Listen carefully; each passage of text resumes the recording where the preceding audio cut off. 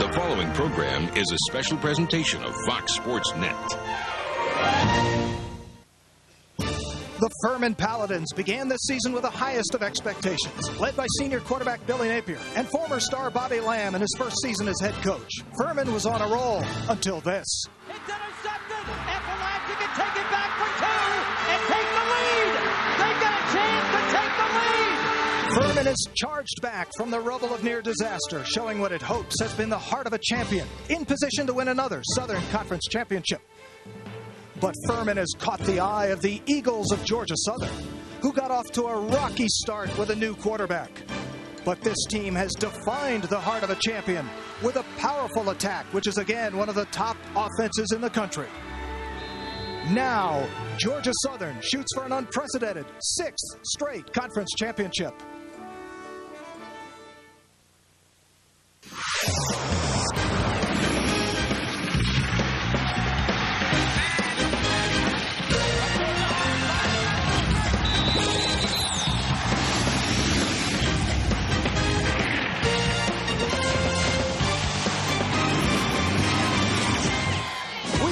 Greenville, South Carolina, on the campus of Furman University, where Paladin Stadium has a playoff-like atmosphere, as 9th-ranked Georgia Southern visits number 4 Furman on a day conference title hopes will end for one of these outstanding teams.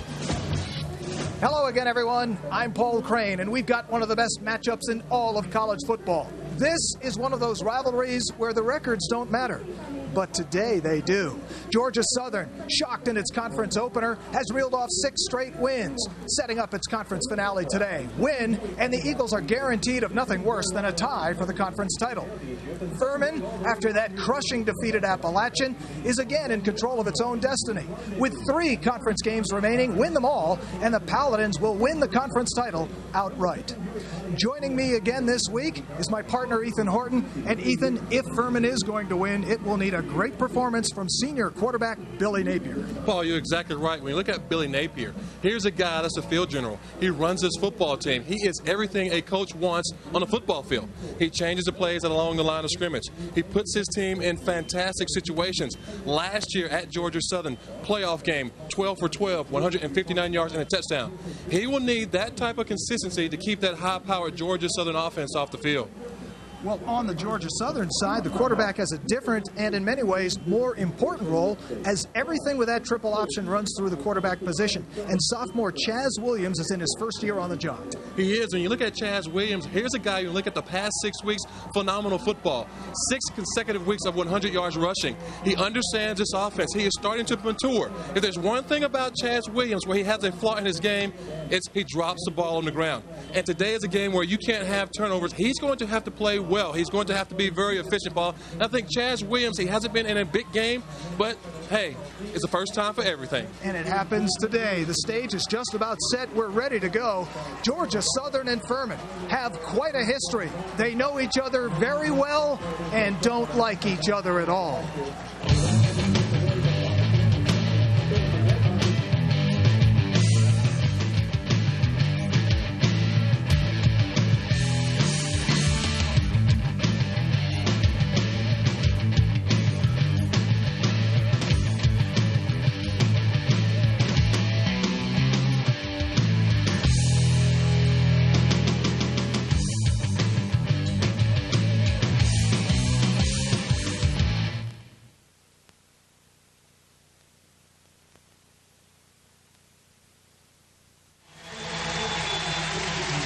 Welcome back to Greenville, South Carolina, where the Furman Paladins are taking the field, ready to go against 9th-ranked Georgia Southern. What a Southern Conference matchup we've got. A playoff-like atmosphere as 2 of the best teams, not only in the Southern Conference, but in all of 1AA football, face each other with much on the line today. Let's welcome in the 3rd member of our broadcast crew, Jim Noble, who's down on the field with Furman head coach Bobby Lamb. All right, Bobby, you've been involved in one of these games as a player, 12 as an assistant. As you enter your first as a head coach, explain what it means to everybody when Furman and Georgia Southern tee it up. Well, it started back in 1985, and I was there as a player. We're only 3.5 hours apart, and so far it's been a great football game. You're always playing for a championship. I think that makes it special, and it'll be a great game today. You've got about 60 seconds to kick off. What has to go right for you guys early? We cannot turn the football over, and we've got to play responsibility on defense. We've got to handle their option and get them in 3rd and long. Coach, congratulations. Thanks so much for joining us. Good luck today. Guys, electric atmosphere down here. As you can hear, the band is playing. What do you say we get this party started? Jim, I think that's a great idea. You talked about time of possession. The last thing Bobby Lamb wants to see is 3rd and short for these guys. And this rivalry, which began in 1985, Furman has won 2 of the last 3 over the last 4 years. As you can see, either Georgia Southern or Furman has played in the national championship game. Now, last year in December, these teams met in the playoffs. Georgia Southern had a 17-7 lead at half before fumbling the second half kickoff. Turnovers would become the second half story as Furman came charging back, dominating the second half. All-world fullback Adrian Peterson was held to a career low 68 yards, and Furman ended Georgia Southern's 39-game home winning streak and their perfect playoff record at home. Pay back the order of the day today for Georgia Southern. No, I think so. I think when you look at these two football teams, they know each other very well. This is nothing new for both teams. They're used to playing for conference championships. They're used to being in the playoffs. And right now, you stated, Paul, we have that type of atmosphere, and I expect a very good football game. Well, we're just about ready to kick things off as Georgia Southern will be kicking to Furman to open the game. Ryan Bratton back to receive for Furman. And the kick from Scott Shelton is on the way. Bratton takes it at his 5, looks for some room, and Georgia Southern has it covered like a blanket. Bratton not able to get back even to the 15-yard line. The Buy Low Supermarket starting lineups. We'll look at the Furman offense, led by senior quarterback Billy Napier, moving up the school's all-time charts. He needs a great game today. He's a Peyton Award finalist. The front line has 3 seniors, Price, Kruger, and Stephen Kane, who's 6'5", 310, and drawing all sorts of attention from NFL scouts. Furman plays 3 tailbacks. Brigham goes first today. Bear Reinhardt is Napier's go-to guy. Isaac West, a deep threat. First play from scrimmage. Furman at its own 14-yard line. Napier wants to throw, and he's in a world of trouble, and down he goes inside his 5-yard line. Georgia Southern, Freddie Piscata making his presence known right out of the gate. A look at that Georgia Southern defense led by the 2-time All-American senior Piscata. Sophomore Eric Hadley has really come on of late. Because of Furman's balanced attack, the linebackers are key, especially senior Joe Scott in the middle.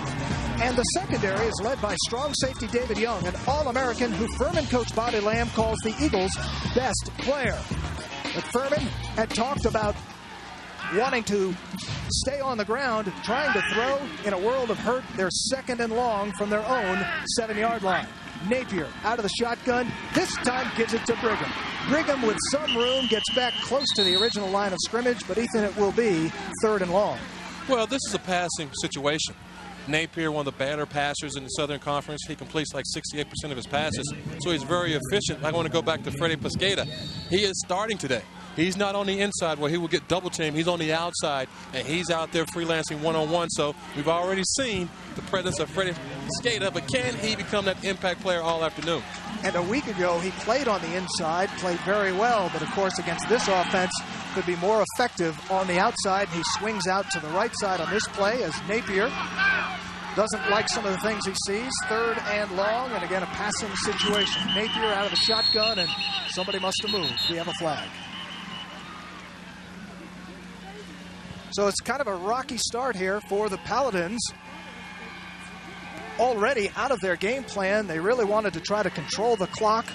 They'd like to control time of possession, keeping Georgia Southern's offense off the field. Well, I think they will. I think anytime you have a penalty starting out, it definitely puts your offense in a bad situation. Before the snap, delay a game on the offense, 5 yards.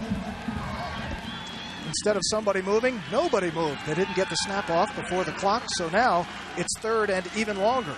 Again, Furman deep in its own territory at its own 8-yard line, facing a 3rd and 16. Billy Napier, 4 wide receivers, 2 at the top of your screen. Napier again in the shotgun.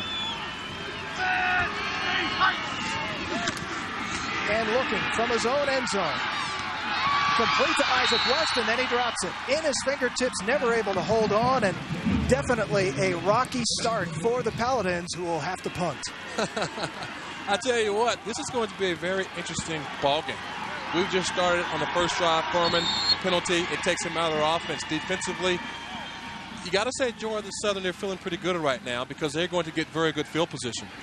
Well, Bo Moore in to punt from his own end zone. He's averaging 40 yards per punt, and Anthony Williams awaits in Furman territory, and Williams at the 46 looks for something, still standing, and then a purple team meeting on him at the 45-yard line. We have a flag, but Georgia Southern will be starting with very good field position.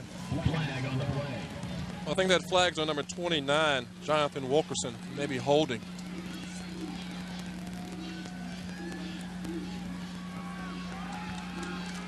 A block on the back on Georgia Southern, so they will get pushed back a little bit, but still good field position. And here's a look at the Georgia Southern offense. Sophomore quarterback Chaz Williams, in his first year at the helm of this triple option, he is rewriting several school standards for the position. The offensive line is key. Senior center Charles Clark not only has a GPA over 3.3, but his now 39 consecutive starts are tops on the offense. The backs and receivers are speed demons and big play players. Redshirt freshman Jermaine Austin has done a great job of stepping into that key fullback position. Slot back Mark Myers could be the fastest of the bunch. So Georgia Southern will start from its own 45-yard line. Good field position, 1st and 10 for Chaz Williams and this triple option offense. Zazreem Walden goes in motion, and Williams calls his own numbers across midfield and into Furman territory. Here's the Paladin defense, the front line anchored by 300-pounder LeBrian Sperling. Sophomore Michael Barant getting his second straight start and second of his career. The linebackers will become critical defending the triple option, especially sophomore Mike Killian in the middle, seeing this one for the first time. In the secondary, Rodney Johnson is the best cover man, but today will be about run responsibilities at the right times because the home run ball is always a threat. But 2nd and 3 for Georgia Southern. From the 48-yard line of Furman, and Williams quickly gives it to the fullback Jermaine Austin. Met at the line of scrimmage, a good defensive effort from Furman. A very good defensive effort. And that's where this game is going to be won, in the trenches. I think the offensive guards at Georgia Southern, they're going to have to get some push on that defensive front because that fullback is very important in this offense. See there, not a lot of push by the guards up front. And if that fullback cannot get involved in this football game, there is no triple threat with the option. Barant, the first man to hit him, and Mike Killian from the middle cleaning up. It's 3rd and short. Big play for both teams. Williams on the keeper, then pitches. That's Z. Walden, knocked out of bounds, but he gets the first down inside the 45-yard line of the Paladins. Well, he picked up the first down, but 25, Rodney Johnson takes the quarterback. Nobody there for the pitch. And that's what this offense does. You have H-backs, slot backs coming across in motion. They're whirly-birding. They're doing a lot of things in the backfield. And defensively, you have to play your responsibility and be aware of where the numbers are because sometimes they're to the right or they're to the left. So Georgia Southern moves the chains for the first time, 1st and 10 from Furman's 42-yard line. Chaz Williams under center. On the keeper to the right side. Williams has running room. Inside the 30. Williams down the right sideline. Comes back in. And he stepped out of bounds. But another big play for the Georgia Southern offense. A very big play. Once again, you come back with Mark Myers. He whirly birds. On the last play, he came across the line of scrimmage. Now he's going back. You see, you got 2 offensive guys right there as blockers. Williams, he leads this conference in rushing. This is why, because he's able to get up the field and make things happen. And he's the key to this ball game. Well, he stepped out of bounds just inside the 15-yard line. The spot comes down to the Furman 13. So just like that, Georgia Southern now knocking at the door. 1st and 10 from the Furman 13-yard line. Williams again under center. This time gives it to the fullback Austin. Austin hit just on the other side of the line of scrimmage, a pickup of 1, maybe 2. Well, Austin, he's that hidden factor in this offense. I realize Williams being number 1 in rushing in the conference. Austin, he's number 2. And the reason why I say he's hidden because he gets lost in there. He's not as big as Adrian Peterson, so he's not the big dominant runner to the inside. But if you can get this kid to the outside or to the off-tackle box, he's going to make something happen. Jazz Williams again under center. Derek Owens swung wide to the left, but Williams on the keeper, and he is met and kept from any big gain there. Well, you got to look at LeBron Sperling, 98. I'm going to talk about this inside play all afternoon because, see there, he doesn't get blocked. He rolls out and he makes a play. Chaz Williams in this part of the field, they like to run that option, but get him back to the inside. If Sperling can take away the inside, they'll have to look elsewhere. Sperling creating a problem. Eddie Overdyke finishing it off, and 3rd and long for Georgia Southern. See Walden, the man in motion, and he gets the pitch. Walden with the first down. He's inside the 5. It'll be 1st and goal for Georgia Southern. Paul Billingsley on the tackle, saving the touchdown. See, right now, you look at this offense, they're running a lot of bodies to the right and to the left. Those slot backs, as I've stated before, they've gone across the formation. They've whirly-birded the formation. They've come across on the pitch. And that time, number 93, Brandon Poole, he was kind of stuck between a rock and a hard place. Do I go with the quarterback or do I go with the back? The back won that battle. Well, Georgia Southern, we've talked about their powerful offense. Inside the 10-yard line this year, they've punched it into the end zone 27 out of 30 times, and they're knocking at the door. 1st and goal inside the 5. Jazz Williams on the keeper, over the goal line, touchdown Georgia Southern, and just like that, it's 6-0. Well, it was a short field. Chaz Williams did what he was supposed to do. He engineered a drive with a short field, putting points on the board. Offensively, they did not make any mistakes, and that's why they're leading right now. You look at Georgia Southern. Defensively, they played a great stand on the first series to give them that, and here you're going to see this kid just take it in for the 6 points, and he has 17 touchdowns on the season, so that should tell you something. When this team gets to the goal line, number 10 is going in for the score. And Chaz Williams now 1 shy of the Georgia Southern school record for touchdowns in a season by a quarterback, and the extra point is good. So Georgia Southern behind the triple option offense run by sophomore Chaz Williams. Punches it in on its first possession and grabs the early lead. Southern Conference football on Fox Sports Net is brought to you by your Carolina Ford dealers, driving the Carolinas. By Microtel Inns and Suites. Microtel, get a room. By Pepsi, the joy of Pepsi. And by Buy Low Supermarkets, the ultimate place for tailgating essentials. A beautiful day on a beautiful campus at Furman University for what's shaping up to be an outstanding football game. Georgia Southern has grabbed the lead, averaged 10.25 yards per first down play on its first possession. And we're ready to go as Brian Bratton from his own end zone brings it out to about the 15, and the football is loose, and it looks like Georgia Southern may have recovered the football. No, Furman, they got it back. All right, Georgia Southern jumping up and down, but prematurely, Furman fortunate that this was not a turnover. Mr. Special Teams, number 80, Carl Kearney. Watch right here. He gets in and makes a play. 14 tackles make that 15 tackles. Special Teams tackles on the season. Carl Kearney, he understands. He starts as a wide receiver. He doesn't get a lot of action there, so he knows in order for me to be some type of player to make a difference, it must be on special teams. Furman definitely dodged a bullet there because Georgia Southern had its hands on it. Bratton having led the nation in kickoff returns a year ago. And Furman, nothing doing on the pitch. Lucky to get back to the original line of scrimmage. And again, it's going to be 2nd and long for the Paladins. Well, you touched on it, Paul. Bratton, here's a guy that's a marked man, an All-American last year. And anytime you go out and make a name for yourself, you know that the next season that follows, those teams are going to be gunning for you. So that's why he hasn't really gotten off to such a great start as he did last year. Lamar Rembert now in the game at the tailback position.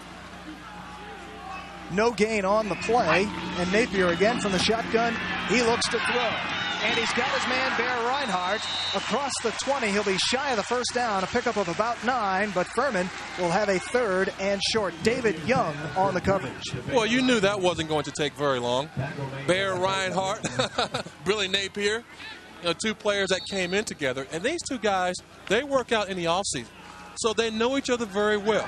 When Napier gets into trouble, he's looking for number 7, Bear Reinhardt. Best of friends, and as you mentioned, worked throughout the offseason. If ever a quarterback and receiver have been on the same page, it's these two. But Napier, facing a 3rd and short, gives it to Rembert. Rembert straight ahead, met at the line of scrimmage, and we'll have to see where the officials mark the football. Well, I don't think he made it. Number 70, Eric McIntyre, got into the backfield. Oh, he made it, but very close, because he definitely disrupted the play by pushing his lineman deep into the backfield. Well, a first down for Furman. It's their first of the game, but they're still just across their own 22-yard line. So a lot of real estate in front of them. Napier up under center, and he's got Bear Reinhardt swung to the right. Isaac West, top of your screen. 1st and 10 for Furman. Play action, and Napier wants to throw. Looking for West deep. Makes the catch inside the 40-yard line, and Furman answers with a big play of its own. Aaron Whitaker, number 26, he was there to make a play on West, and he couldn't make the play. Isaac West, he has missed some time this season, but now he's back, and he's a deep threat in this offense. He averages over 19.5 yards per catch. You see right there, great concentration. I mean, that ball stayed up there a long time. The wind is blowing, so you know the ball can play some funny tricks on you, but he stays with it, and he comes up with the catch. He broke his collarbone against Richmond, missed a few games, but he's back, and we're told 100% now. Certainly looks it there. Napier gives it to the fullback, Eric Emerson. Emerson hit at the line of scrimmage. He'll be lucky if he saw the 35-yard line. But Emerson doesn't carry the ball very much in this offense. I mean, it's a tailback by committee.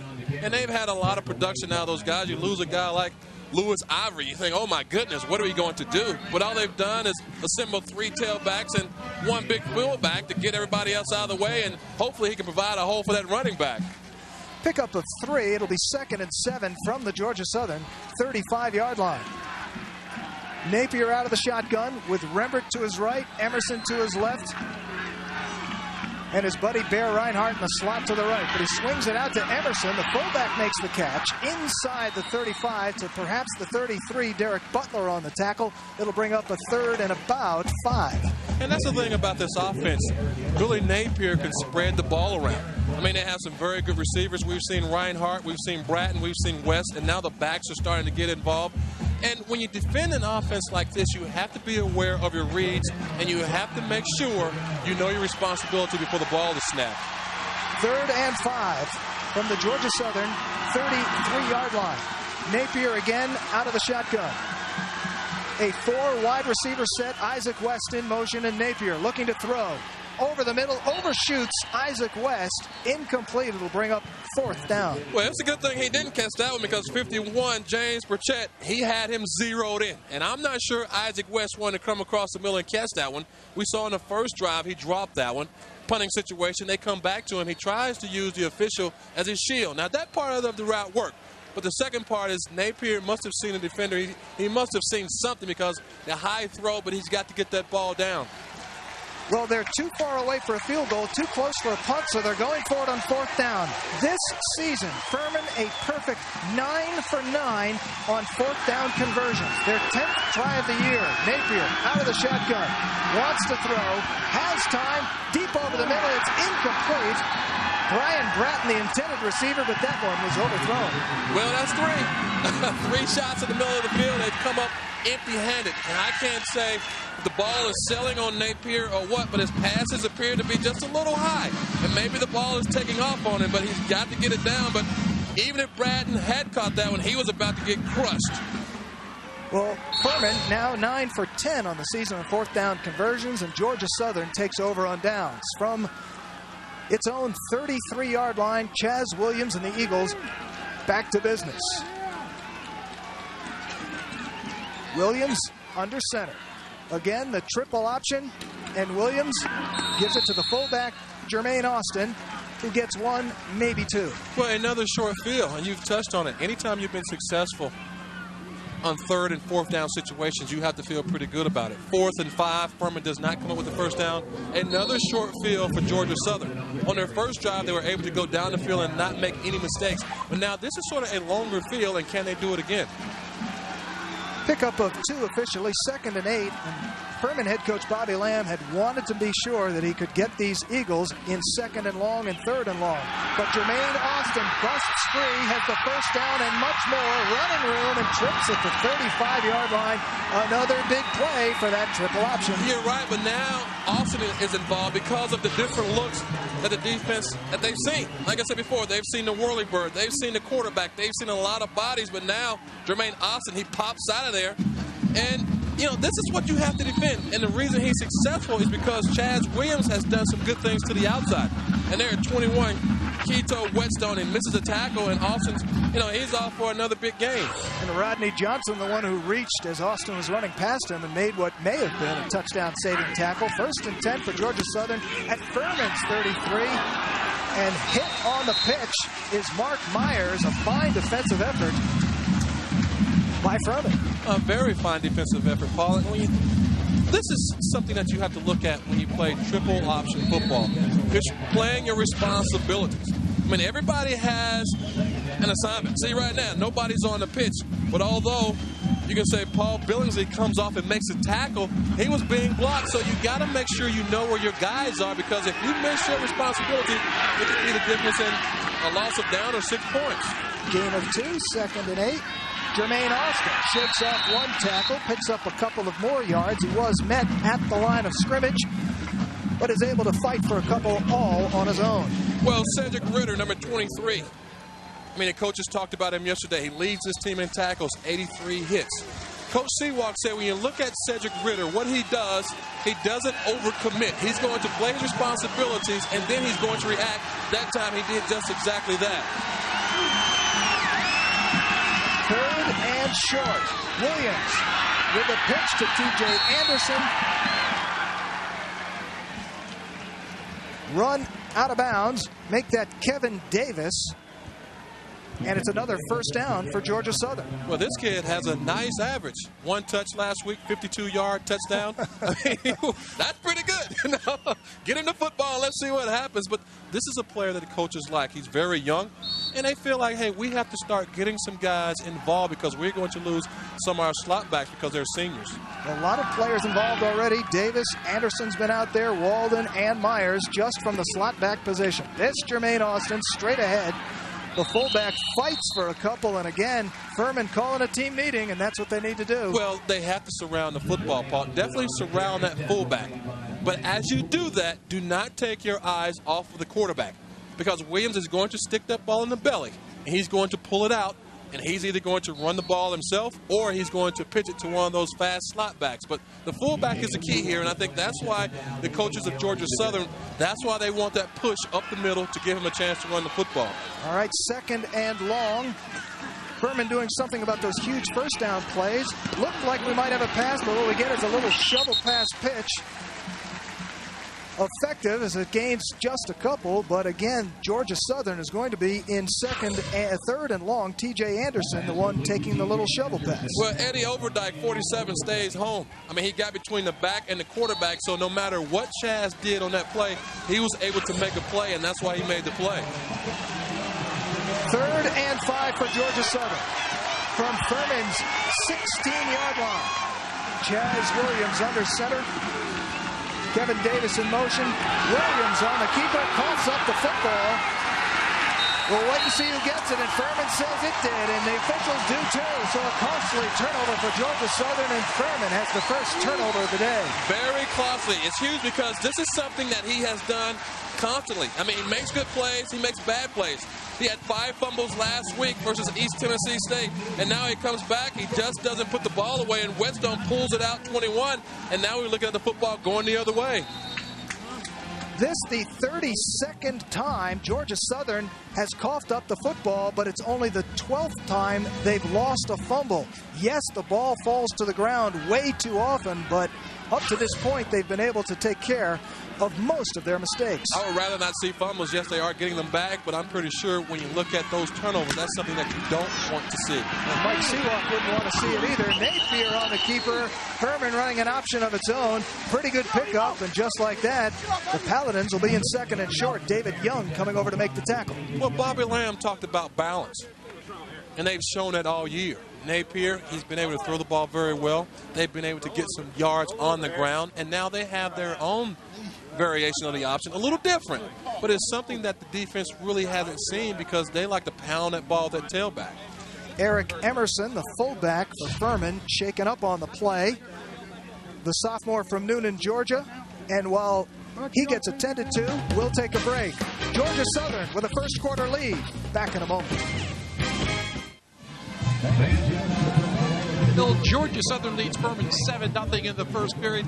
Of course, we talked about this storied rivalry, but if you want to know where it all began, we take you back to 1985, the first meeting, the national championship game, as Furman head coach Bobby Lamb led a quarterback 10-yard touchdown run.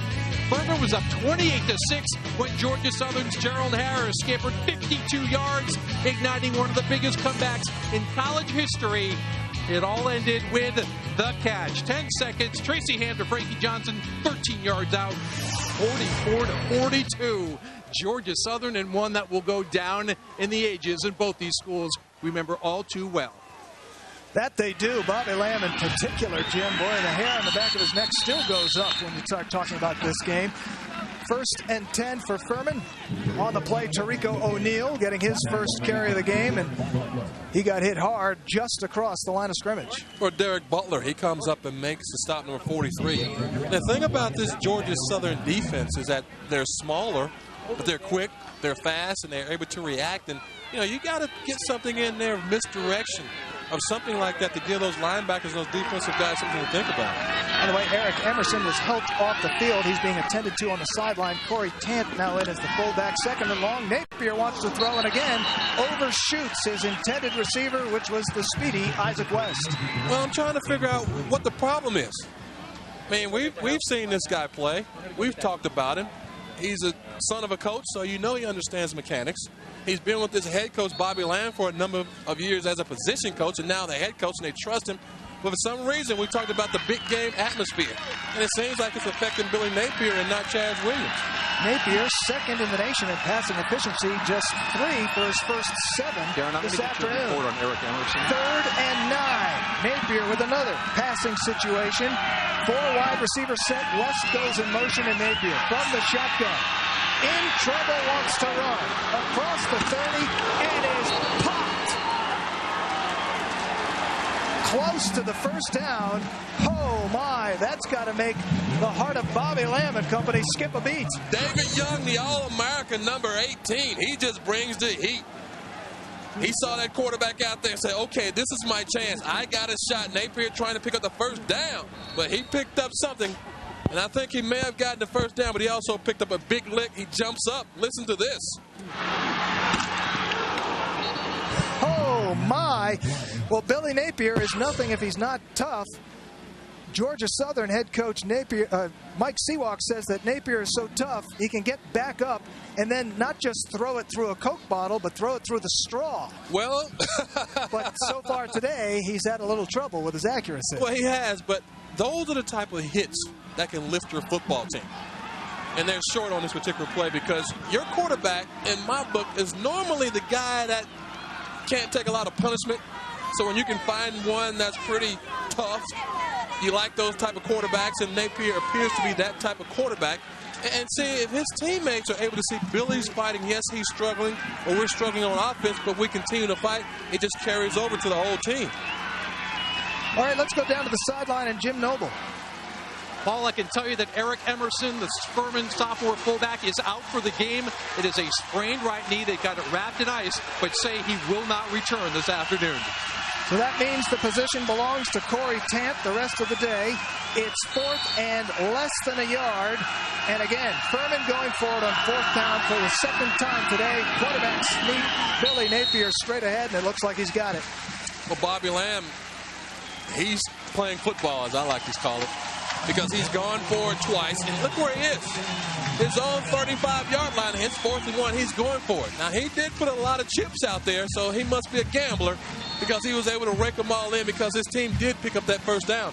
But what if they hadn't picked up the first down? Now you turn the ball over to Georgia Southern on a very short field with a very good offense. But he never hesitated.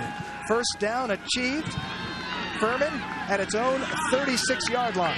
1st and 10, trailing 7-0. Napier, play action, wants to throw again, looking for Isaac. West overthrows him on the home run ball. Well, they must like West versus Whitaker because they've gone deep twice. They've hit one, they've missed one. The same type of pass that he caught earlier, with the exception of the ball drifted out of bounds and he wasn't able to really adjust to get it.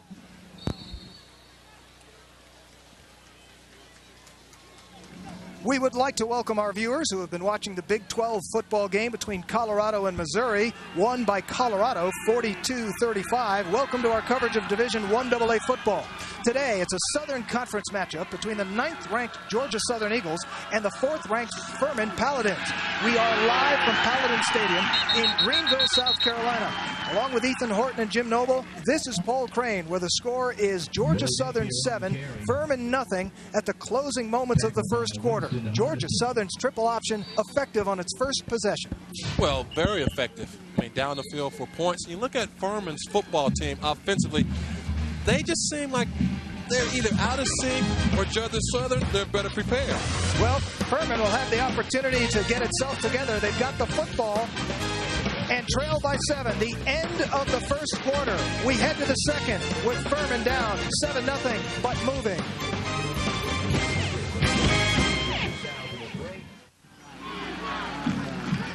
Nothing. Georgia Southern over Furman here in Greenville, South Carolina. Welcome back, everybody. If you want to know where it all began for Bobby Lamb, who has spent the major portion of his adult life here at Furman University, well, he was a high school star in Commerce, Georgia, then came here to Furman as a quarterback, a 2-year starter for the Paladins. His second year, 1985, maybe the best season a Paladin quarterback has ever had. 24 touchdowns, more than 2,200 yards. Bobby led the nation in passing efficiency. SoCon Player of the Year led Furman to a big upset of NC State. Of course, Lamb was 10 seconds away from a national championship that season until Georgia Southern crushed that dream in the now legendary championship game in Tacoma, Washington. Guys? Well, Jim and Bobby Lamb remembers that like it was yesterday, it seems. Well, he may remember the NC State victory, but we've done what? This is our second game, and he lets me know that Furman also beat North Carolina every chance he gets. Yes, he does. 3rd and 9. Furman from its own 37-yard line, facing a big 3rd down conversion opportunity. Billy Napier out of the shotgun. 2 wide receivers top of your screen. Napier runs out of the pocket and then hits Brian Bratton. Bratton in Georgia Southern territory, inside the 40, taken down at the 38. First down, Furman. But also he picked up a big block from Bear Reinhardt. And Aaron Whitaker, he's still adjusting his helmet, trying to figure out where that number 7 come from. But it looks like it's coming back. A flag on the play. Let's cross the line of scrimmage. Napier running out of trouble, but perhaps running a bit too far. Well, it's a play where he had to create. And you see he has creativity in his game plan. I mean, nothing's there. He starts to run. And really it breaks down in front of him. I thought he made a good play, but this is something that he will have to do very close. I mean, make some things happen on his own. Well, they tried to put on the brakes, not able to stop it. Quarterback threw the ball after crossing the line of scrimmage. 5 yards. And he did cross the line of scrimmage. Lost it down. It's 4th down. That means Bo Moore is on to punt to the always dangerous Anthony Williams, who averages 11.2 per punt return. He has run 1 back. Moore averaging 40 yards per kick. And it's up and away. Williams wants the fair catch, and he makes it at the 23, so Georgia Southern will start from there. Smart play by Williams. I mean, he didn't allow the ball a chance to hit the ground and move toward the end zone, so he makes a running play, smart play. A great punt as well, 49 yards off the foot of Bo Moore. So Georgia Southern will start from its own 23. And on its first possession, when it drove the length of the field for a touchdown, the Eagles averaged over 10 yards per first down play. That's the kind of thing the Paladins do not want to see. And Chaz Williams, with Mark Myers in motion, again gives it to the first man through, the fullback, the redshirt freshman, Jermaine Austin. Well, Chaz Williams, he has loosened up the defense. We've already seen him run a long gainer. We've already seen the other backs get involved. And now they're coming back to the fullback because those guys on the inside, they have to get to the outside when he decides to go down the line and pitch the football. So now they have to come back and concentrate on number 6, Jermaine Austin, because now he's starting to work them in the middle. Pick up a 5 on the play, 2nd and 5, and again it's Austin, and Austin busts through across midfield and still fighting off several tackles. He's down to about the 46-yard line, but that's another big play. Another big play, but also good blocking at the point of attack. And this is the type of guard play that Coach Mike Seawalk wanted earlier. He talked about we have to get pushed in the middle. See there? Everything is being moved out in the middle of the field, and that's why Austin has a lot of room. But the linebacker here, this is where you have to pay attention to what's going on. See, he gets blocked. He's out of the play. He can't recover. Austin's gone by. Mike Killian losing his legs there. Williams on the keeper. Looking for running room, not finding much. He sees the 40 and a little more, but that's about it before Paul Billingsley helps bring him down. Well, now they're starting to get into a rhythm. We talked about the maturity of Chaz Williams. He has shown the ability to read the option very well. But also, you can say that he hasn't made a lot of mistakes. Yes, he has fumbled the football, but that was due to a great defensive play. But in terms of his decision-making, so far he's done a very good job. Williams already approaching the 50-yard mark, 48 yards rushing. We're in the opening moments of the second quarter. Georgia Southern leading Furman 7-0 and driving the football inside Furman territory at about the 39-yard line. And Williams on the keeper. This time pitches to Austin. Austin shakes one tackler, gets the first down, and is down at about the 30-yard line. Well, I thought Whetstone was going to make that play because he was right there, but the ball just got right by him. And then Killian, he is also over there, the middle linebacker. And Killian, you see, Killian, he hasn't really seen this an awful lot. I mean, he's a first-year starting linebacker. See, everybody's trying to get to the outside. Nobody there for the pitch. And so, you see, he gets blocked again, 44. He falls off and makes the tackle. But he's seeing this for the first time. I think that's why he's struggling. He's also a first-year linebacker, played defensive end a year ago. Jermaine Austin again, and he runs into a lot of bodies at the line of scrimmage. A pickup of 2, maybe 3, but it'll be 2nd and long. Well, the same 2 guys, Whetstone and Killian, they must like something on that side because they continue to work the offense's left side and the defense's right side. So you got 2 guys that really haven't played an awful lot. Whetstone, he's starting for the first time. Austin, 85 yards, so he's off to a great start. So you're working with 2 young linebackers, and that's what you should do, attack the weaknesses. 2nd and 8, Georgia Southern inside Furman's 30-yard line. Z. Walden in motion. Chaz Williams off the option, tries to cut back inside, but nothing doing. Well, 93, Brandon Poole, that time he played the option.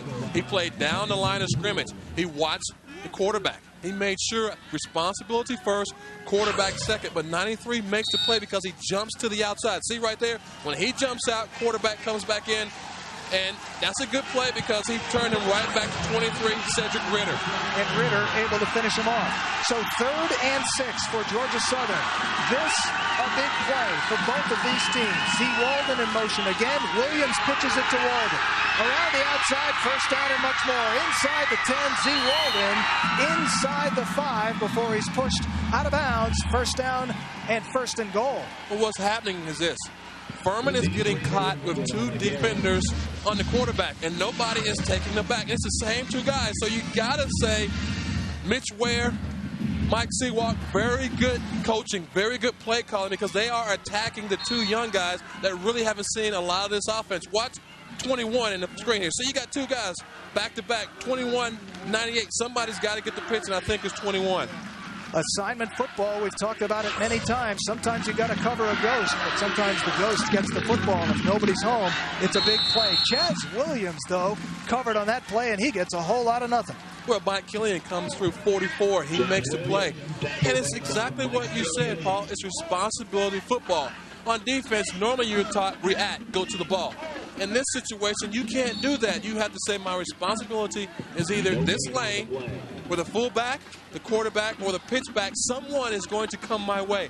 I must do that first, take care of the responsibility, and then react. Because right now, Furman, those defenders, they're reacting opposed to taking care of the responsibilities. Sometimes going to the football leaves a big hole for somebody else. 2nd and goal for Georgia Southern. Chaz Williams gives it to Jermaine Austin, who pushes his way to the end zone. Touchdown, Georgia Southern. Credit that to the offensive lineman. What push. I mean, the Furman front, their entire front, I thought it was no touchdown. They called it down. This line surge is outstanding.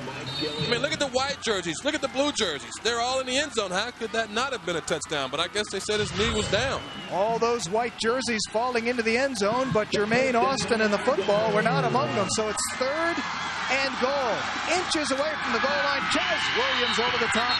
Now it's a touchdown, Georgia Southern. Georgia Southern has done exactly what they wanted to do coming into this football game. Stay away from mistakes, rush the football, try to stay in short situations when you look at 3rd down and possibly 3rd down and 4th down situations, stay in those short situations, and that's why they're leading. Furman, on the other hand, they wanted to control the clock, control the ball. They have done neither. Scott Shelton on to try the point after. He's made 39 of 40 so far this season, and adds another here. So Georgia Southern has jumped on top, 14-0, and all of a sudden Furman finds itself in a hole. Chaz Williams making it 14-0 Georgia Southern midway through the 2nd quarter. Welcome back to Greenville, South Carolina, where Georgia Southern has jumped on top of Furman, now 14-0. It's back and better than ever. The undisputed champion of pregame shows returns as JB, Terry, Howie, and Jimmy kick off week number 10 of NFL action. This week, we talked to members of the Steelers defense on how they plan on stopping Michael Vick and the Falcons. Fox NFL Sunday returns this week only on Fox, followed by the Steelers battling the Falcons.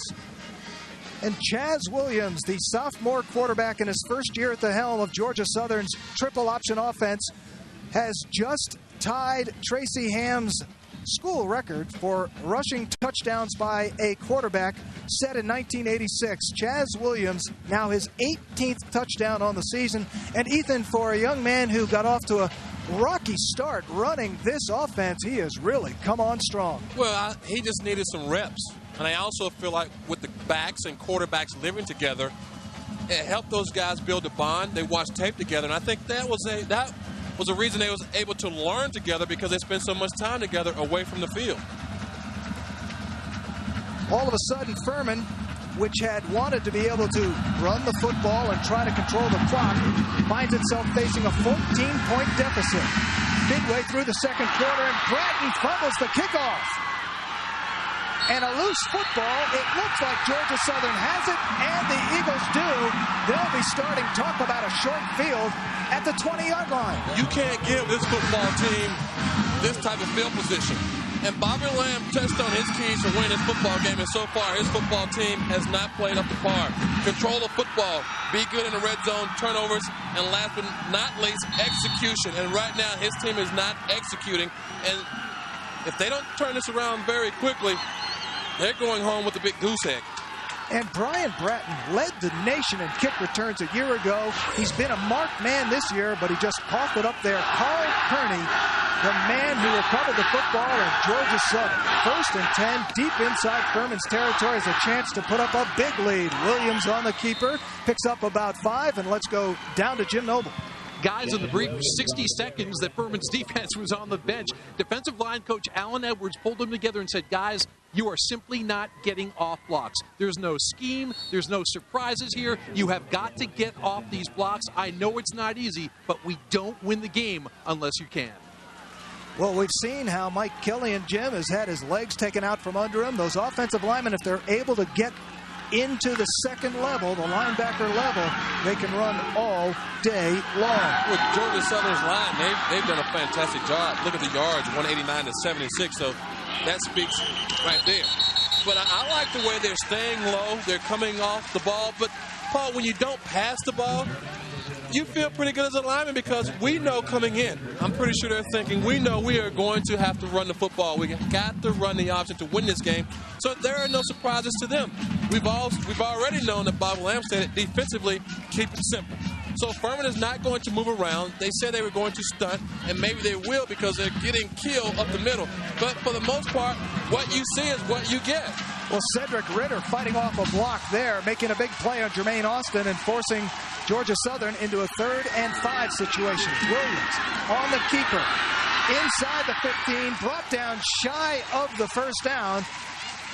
A nice defensive effort from free safety Cam Newton coming over to make the tackle, and now it's a 4th down situation. Well, I think they'll go for it, but also Cam Newton, he's just pursuing. Now look at all the white jerseys. Now look at the blue jerseys. But he still makes yards, and it goes back to what I said before. If Furman is going to just come out and line up in their base defense and not move around, you don't have to make the offensive line guess. You don't have to make the quarterback guess, something they thought they were going to do with Chaz Williams. Try to confuse him, give him something to think about. But when they come out in their base set ball and they don't move, you make it easy for him. Well, the momentum has been all Georgia Southern's in this game. 4th and 2. Facing the Eagles, and Chaz Williams wants to talk things over. He calls a timeout. I was going to say, Ethan, that pendulum of momentum has clearly been on the Georgia Southern side, but this is one of those plays where Furman could perhaps release it and pull it its way. Well, they can, but I tell you what, number 10 is probably going to carry this football. And if he doesn't, 6 will. So, I mean, that eliminates a whole lot of thinking. You got to protect Chaz Williams, and you got to also look at Jermaine Austin, because I don't think anyone else is going to carry the football. They may come back with the option, something they've done. They've been very successful with it. Z. Walden, he's had a big game. Mark Myers, he's come back with something to the backside, and both coaches here, so they're talking about it. I'm pretty sure Bobby Lamb, he's trying to figure out what in the world is going on. I mean, there's a lot of implications with this football game. The playoffs, the conference, Mike Seawalk, he's right where he wants to be, on the road with a big lead, and really, they really have a chance to put 7 more points on the board. Well, we've talked about the conference title being at stake for both of these teams. And a look at the top 10 in Division I AA. Remember, 16 teams are able to make the playoffs. Furman currently ranked number 4 in the nation. Georgia Southern number 9. But the Southern Conference has 4 teams ranked in the top 15. Appalachian State, 14. Wofford, 15. But it's hard to imagine 4 teams from one conference are going to go to the 16-team playoff field. So the stakes enormous. Right. I don't see 4 teams, maybe 3, but 2 for sure. 4th and 2 for Georgia Southern. Z. Walden, the man in motion, and he gets the pitch and fumbles it. Furman looks like it's recovered the football, a huge defensive stand. Well, that's the momentum you were talking about. Maybe that's what they need. Big crowd, a lot of emotions going on out there. They have to get something going. And that time, Z. Walden, he just dropped the football. Set up very well. Ball's in, ball's out. He would have gotten the first down. He takes his eye off the football because he looked up to see where his blocker was, Mark Myers, 34. Watch his head. See, he looked up, and now the ball's on the ground. But Rodney Johnson, 25, he was right there to come up to make the play. We've talked how Georgia Southern has had a tendency to fumble the football, but also remember, they recovered a fumble on the kickoff that started them at the 20-yard line, and to get no points is a big swing for Furman. But Tarico O'Neal on the carry, gets a couple of yards. It'll be 2nd and long. Furman needs to do something with this possession. Well, they do, and also you got to credit Derek Butler for staying at home, because Furman is going to try to come back and use that big offensive line. Try to push the ball off tackle. Try to make some things happen. Try to really disguise some things on offense, and they're going to try to hit some big plays down the field. But right now, defensively, Georgia Southern, they're playing a very good football game. 2nd and 7 for the Paladins from their own 19-yard line. Napier out of the shotgun. Quick pass and a short gain for Isaac West. That, in many ways, a dangerous pass. Also, 51, James Burchett. He's coming in on the blitz. And what I like about this defense is this. They are, I think, confusing Napier. They talked about disrupting the timing, getting into his head, making him make decisions quicker than he would like. So far, defensively, they're doing that because they felt like Napier is a very good quarterback, a headsy quarterback that can put his team in good situations. So far, defensively, they've won that chess match. Huge third down conversion opportunity. Furman, #1 in the conference on third down conversions. 3rd and 7. Napier hits O'Neal. He's got the first down and more across the 35. That's a big play that Furman had to have. Well, those are the type of plays they need on this football team. Forget about the offense for a moment. Defensively, they're okay, but they need the lift to get their minds into this game. Just a little hide route. He's going to come back underneath. And you see there, O'Neal, he finds a lot of green grass. He has a first down. But I think most importantly, Paul, he has a big play, something they haven't had so far this afternoon. 1st and 10. Furman out to its own 37-yard line. Napier on the flea flicker. Looking for Isaac West and overthrowing everyone. That did not fool Georgia Southern. Let's go down to Jim Noble. You saw Tarico O'Neal make that last catch. They call him the Prophet here at Furman, and this is why. Last year in the 2001 playoffs against Lehigh, after rushing for 133 yards and 2 touchdowns, O'Neal produced from his shoe a piece of paper on which, before the game, he had written 129 yards and 2 touchdowns. Therefore, the prediction, he is now the Prophet. Well, that works. Well, I'll let this play go, then I'll come back with something else. All right, 2nd and 10 after the incompletion. Napier out of the shotgun. Finds Hindley Brigham out of the backfield. A short gain. It'll be 3rd and long. Well, I want to go back to the flea flicker, Paul. You said it didn't look good, which it didn't because, #1, James Young knocked off Isaac West. A flag should have been thrown because he hit him after the 5 yards, and that's why it was an ugly-looking play because the receiver couldn't get down the field. Well, now it'll be 3rd and 7 for the Paladins. And once again, they're faced with a big third down situation. 56.1% of the time this season, that's tops in the conference, they've converted third downs. They had one a moment ago, and they need another here. Napier out of the shotgun with the option. This is Brigham, and Brigham gets a whole lot of nothing. Loses about 4 yards on the play. Freddie Pescata. Does that name sound familiar? Yes. Number 44 in white. He's making a difference. He gets into the backfield. I was very surprised that they ran an option there, but he gets into the backfield, disrupts the timing, and then number 43, Derek Butler, he finishes. And that's why that play was an ugly-looking play. Pescata now with 11 tackles for loss on the season. He is a big game player, and he's been coming up big for Georgia Southern so far this afternoon. On to punt for Furman is Bo Moore. And the always dangerous Ant Williams waiting, but he shows a fair catch, and Georgia Southern will start from its own 30-yard line when we come back. These two teams, Furman and Georgia Southern, after each other as the rivalry. You're watching Fox Sports Net. Welcome back to Greenville, South Carolina. Georgia Southern blanking Furman in the second quarter, 14-0. You know, Mike Seawack is in his rookie year as head coach at Georgia Southern, and what a coaching legacy this guy has to live up to. Of course, it all began with Irk Russell, the original Georgia Dome, who resurrected the program in 1982. 3 national titles for Irk in 85, 86, and 89. Tim Stowers, all he did was win a national title in his rookie year, 1990. And after a bit of a down period by Eagle standards, Paul Johnson, Irk's former offensive coordinator, came back to Statesboro, 5 straight conference titles and 2 more national championships. So, guys, you think Mike Seawack's had it easy? Oh, everywhere he goes in Statesboro, Georgia, he hears about the level that he has to live up to. Oh, that's right, Jim. Nobody thought Mike Seawack had it easy, though. And, you know, Irk Russell shocked the world when he left Georgia as its longtime defensive coordinator to take the job at Georgia Southern. And goodness knows, Georgia Southern's defense has been outstanding today, pitching a shutout thus far. They played extremely well. But the offense has looked good as well. It's the offense which has the ball at its own 30-yard line. Chaz Williams calling his own number. Pickup of about 4. It'll bring up a 2nd and 6.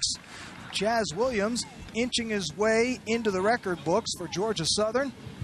He's approaching the 60-yard mark on the day. We've talked about how he's had 6 consecutive 100-yard rushing games. His 2 touchdowns in this game have him having tied the school record for the regular season by a quarterback for rushing touchdowns. He has 18 on the season. Again, Chaz Williams, the sophomore, running this complex triple option offense. He's in his first year, and Williams drops back, wants to throw up over the top. And that's Z. Walden open for a big play deep inside Furman territory. Mike Seawalk says, when we throw it, we mean it, and he ain't kidding. No, he's not, but also he said, we practice one play all week long, and I guess this is the play that they practice because it works. Z. Walden wide open. And number 14, you can say Paul Billingsley, he saw it. It wasn't as if it was a surprise. He saw the back. He saw the quarterback. He just could not make the play. Well, you get him thinking run, run, run, and all of a sudden, up over the top, nothing but running room off the pass. So with the big play at the 31, Williams on the keeper, cuts it back inside. The referee looks like he throws a block, and Williams will be close to a first down. Well, Charles Clark, number 74, his big center, got in the way. But what you're seeing is an offense that has gotten the engine running. I mean, they have this Furman defense on their heels. They've run the football. Everybody has gotten involved. They've now come back and thrown the football. And when you get drawn into the run, you have a chance of giving up those big pass plays, Paul, as we've seen. So I look for them to come back and try another pass play here soon, but they're going to keep it on the ground. 2nd and very short. Z. Walden, the man in motion, and the man who gets the pitch. Running room inside the 10. Z. Walden to the end zone. Touchdown. Where you're going to see 57, Travis Jones. Touchdown. He was right there on the play, and also 23, Cedric Ritter. Both guys, again, they take the quarterback, they leave the pitch back. That's why nobody's there. And that's why you have to really concentrate on your reads. See right there, you got 2 guys. All right, who's on the running back? Nobody. Because Chaz Williams, with his effectiveness on the ground, he's drawing all the attention. And they've run that play several times. Z. Walden, a man in motion, and the man who gets the pitch. Virtually every time he's gone in motion. Well, that was the play he fumbled on. This time he catches it, you know. The extra point is up and good, and all of a sudden, Georgia Southern has taken command of this ball game. 21-0. Z. Walden, the 21-yarder, and we'll be right back. Welcome back to Greenville, South Carolina, where Georgia Southern has grabbed control late in the second quarter, 21-0.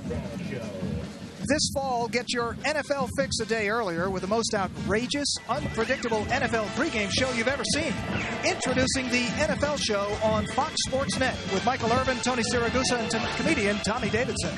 So start your NFL weekend the night before kickoff with the NFL Show presented by the U.S. Postal Service. Tonight after college football and tomorrow morning at 10:30 Eastern only on Fox Sports Net. Mike Seawalk and his Georgia Southern Eagles having grabbed control of this game, and the one thing Bobby Lamb and Furman did not want to see was big plays on first down. They've seen it all day. Georgia Southern already at 220 yards rushing. And kicking off again, Brian Bratton controls the football, but not his health, and loses the football as he gets popped. Bratton's second fumble on the kickoffs, and once again, Georgia Southern will have an extremely short field to work with. And it's the same guy. Number 80, Carl Kearney. He is making plays. This guy is just a special teams demon. And so he comes in also 51, Burchett. He gets a big hit. These guys of Georgia Southern, they're playing very well in all phases. Special teams, offense, defense. And Furman, they had a week off. They've had 2 weeks to prepare, and maybe that's why they're flat. But you still would get up for your, I'm going to say, one of your biggest rivals. But Bratton, after already having fumbled, did not protect the football the way he needed to, ran into his own blocker, and the ball popped out. Chaz Williams and the Georgia Southern Eagles in business again. Off the pitch is Mark Myers. He's inside the 5. It'll be 1st and goal for Georgia Southern. Well, you go back to defensive coordinator Steve Wilson a few series ago, and Jim Noble touched on it. Talking about getting off the blocks with his defensive linemen, with his linebackers. They are not getting off the blocks, and that time Brandon Poole, 93, he was able to get off the block somewhat, but he wasn't fast enough to get to the outside to cut the back off. And now it's 1st and goal for Georgia Southern at Furman's 2-yard line. The Eagles close to blowing this thing wide open. Williams on the keeper, approaches the goal line, touchdown, Chaz Williams, his 3rd of the game, and Georgia Southern adds to its lead. Well, you look at the turnovers. We talked about them being huge in this football game, and they have been with Georgia Southern. Furman, they were able to get the ball back on a turnover. They've done nothing with it. And coming into this football game, you have to control the offense. That hasn't been done by this defense. You have to play very good offense to keep the ball away from this offense. That hasn't happened. I mean, this is a running machine, and now they appear to just stop at the filling station, gassed up, and say, let's run on up the road and keep running. Georgia Southern punches home the point after, and with 1:41 to go in the 2nd quarter, the Eagles have a 28-0 lead. Chaz Williams, with his 3 rushing touchdowns in this game, has now erased Tracy Ham's name from the Georgia Southern record book. 19 rushing touchdowns for Williams on the year. That's a new school record for a Georgia Southern quarterback. Well, they like to slam that fullback in there to really draw all the defenders and let him get tackled, and then they'll send that quarterback right behind him. They've run that play twice, and they've gotten a touchdown on each occasion. So you got to start paying attention to the quarterback, because they've already stated that Austin is not really that big punishing, bruising runner in there, so they give it to the quarterback. Boy, when they get to the locker room, Bobby Lamb will undoubtedly have an earful for his Paladins. Stay tuned. Coming up at halftime, we'll look at the great history of the Southern Conference, and Jim Noble will talk live with Southern Conference Commissioner Danny Morrison. We'll look at tonight's Pac-10 game on Fox Sports Net between California and Arizona State, including a feature on the Sun Devils running backs that they call the Trio. We'll talk to both coaches and, of course, have highlights of the first half, which to this point have all belonged to Georgia Southern, which kicks to Furman. With more than a minute and a half to go, the Paladins need to have something positive. Brian Bratton with the football. A flag is down. So is Bratton at the 33-yard line. We'll see what happens. I think that's holding, but also a good return by Bratton. I mean, he's had 2 mishaps, and to come back and say, okay, I got to catch this one. I can't lay this one on the ground. It goes through your mind after a period of time. Perhaps he's been trying to do just too much. Again, we mentioned how he led the nation in kickoff returns a year ago, averaging more than 37 yards per return. This year, it's been a much different story. He's felt like a marked man, but when you don't take care of the football, you mark yourself. During the return, holding by the receiver. Critics are calling the Best Damn Sports Show period a 2-hour fret party with irreverent skits, insightful interviews, and sharp locker room banter. The Best Damn Sports Show period, every weeknight at 8 and 11, only on Fox Sports Net.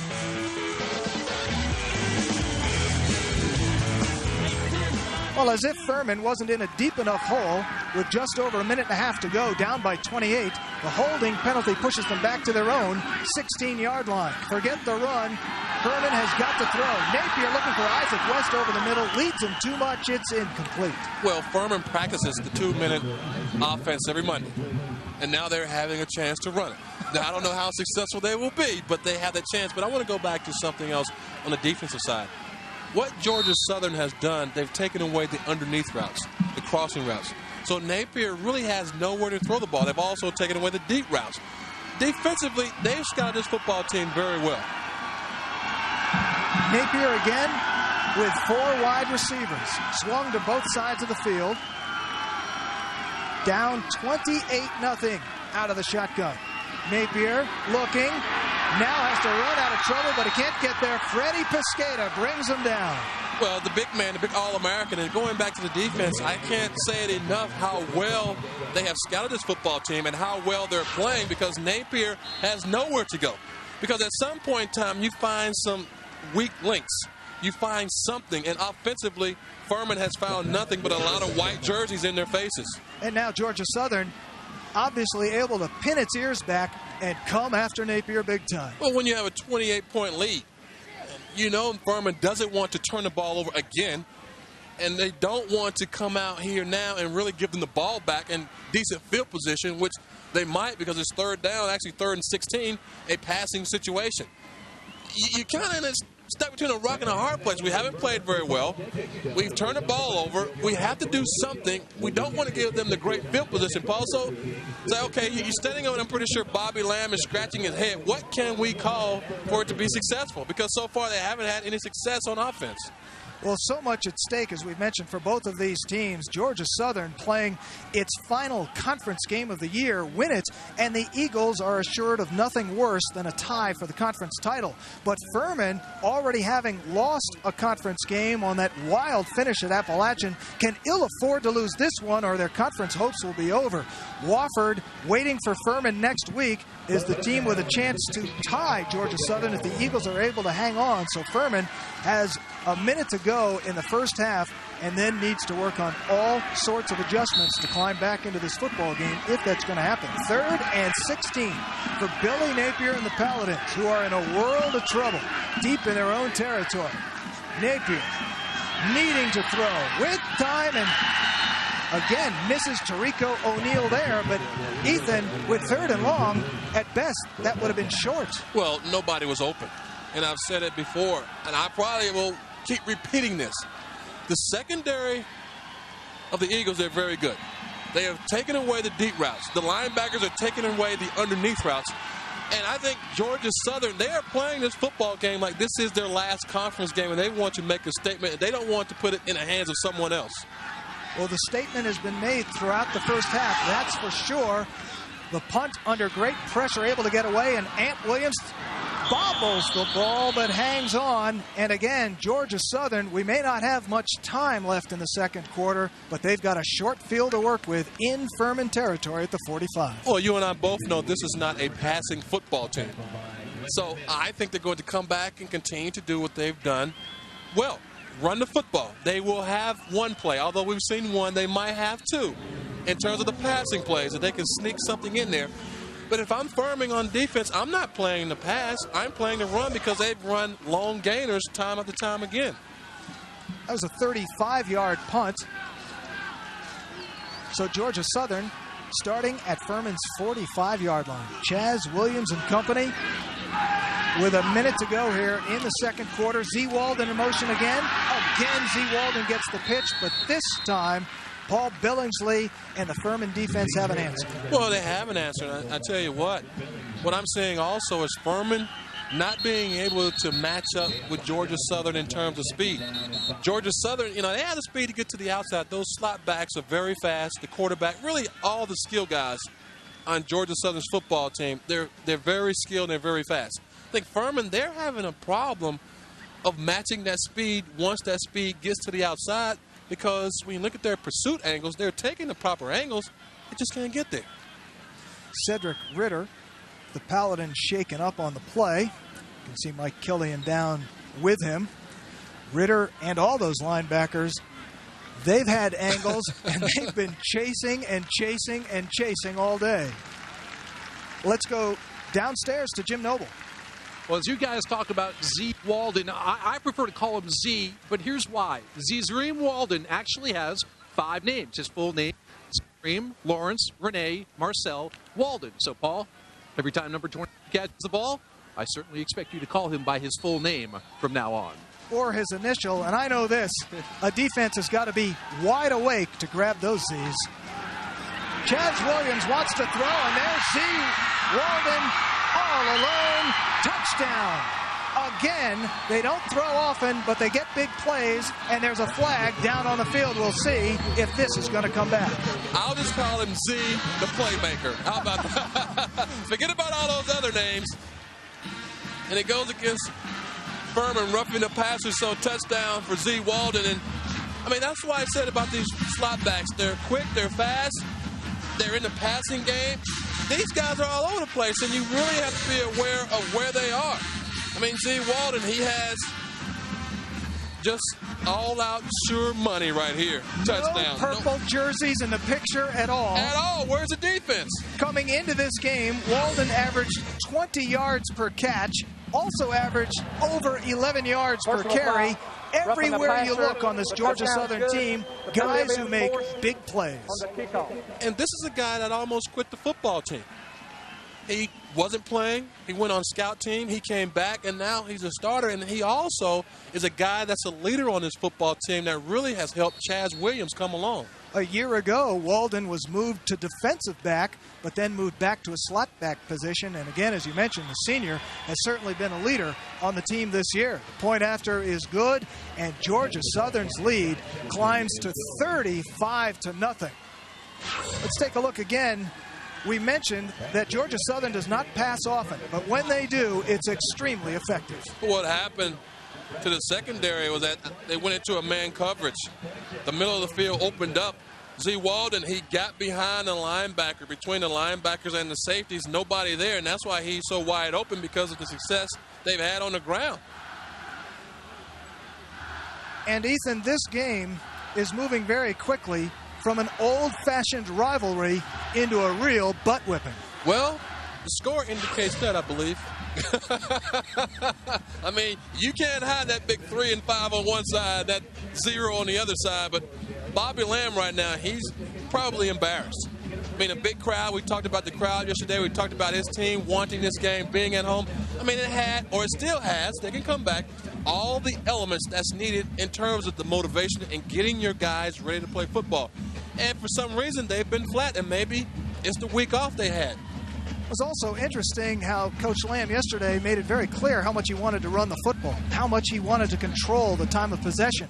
But on the first possession of the game, Furman came out throwing. Well, not only that, they haven't been able to do anything. They haven't sustained the rushing attack. The passing game hasn't been there because defensively, Georgia Southern, they've taken everything away. In my mind, it's just been total domination really on the defensive side, which has set up the offense based on the field position and how they play. Well, Furman has over 30 seconds to try to do something before they get to the locker room. The penalty brings the kick from the 50. It falls out of bounds, so Furman will start from its own 20-yard line.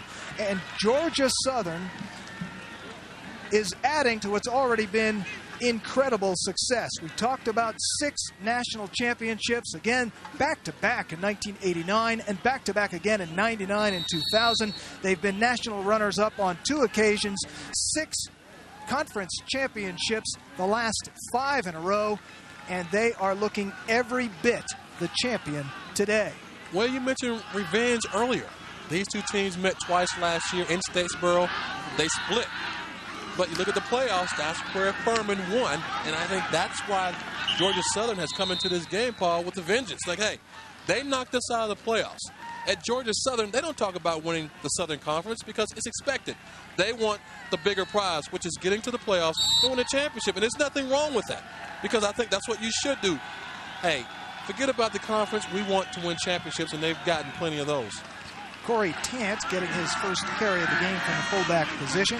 3-yard pickup from Billy Napier with a little play action, hoping to find somebody open, waiting. Isaac West comes back to the football, but he's out of bounds. It's incomplete, and we've got zeros on the clock. So mercifully, the first half has come to an end for Furman in what's been a dominating performance by Georgia Southern thus far. Very dominating, Paul. I also thought Furman's offense, I thought they would be able to spread some things around. They haven't.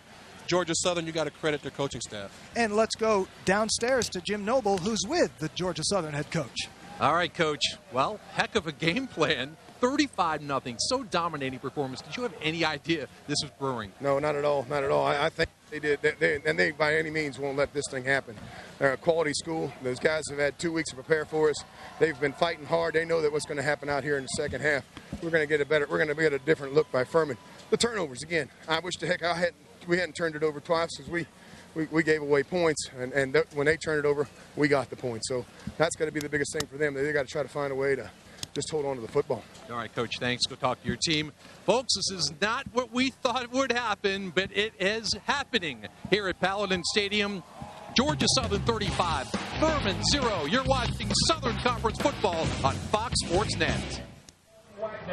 Welcome back to Greenville, South Carolina, where Paladin Stadium is in a state of shock.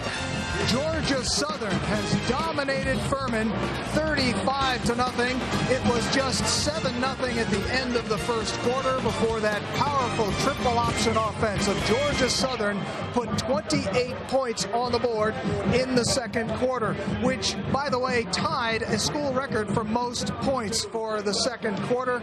The last time Georgia Southern did that, 28 on the board in the second, was against Youngstown State in the 1999 National Championship game. The quarterback for Georgia Southern, Chaz Williams, a sophomore running this triple option for the first time. Well, his first season doing it, and he sure looks like a seasoned veteran, Ethan. Well, we talked about Chaz Williams. We talked about the maturity. We talked about the fumbles. We talked about the big plays. I mean, this kid leads the conference in rushing. Their rushing attack is very powerful. They get a lot of guys involved, Paul. I think that's why they're leading this football game, because they have so many weapons, and right now, offensively, they all are clicking. His 3 rushing touchdowns set a new standard for Georgia Southern. 19 on the season, a new mark set for quarterbacks at Georgia Southern. And let's go down to the field in Jim Noble with Furman head coach Bobby Lamb, who must have had quite a halftime. Paul, thank you. Coach, what do you tell your kids at halftime after a half in which everything that probably could have went wrong for them? Everything obviously went wrong. Georgia Southern outplayed us from special teams, offense, and defense.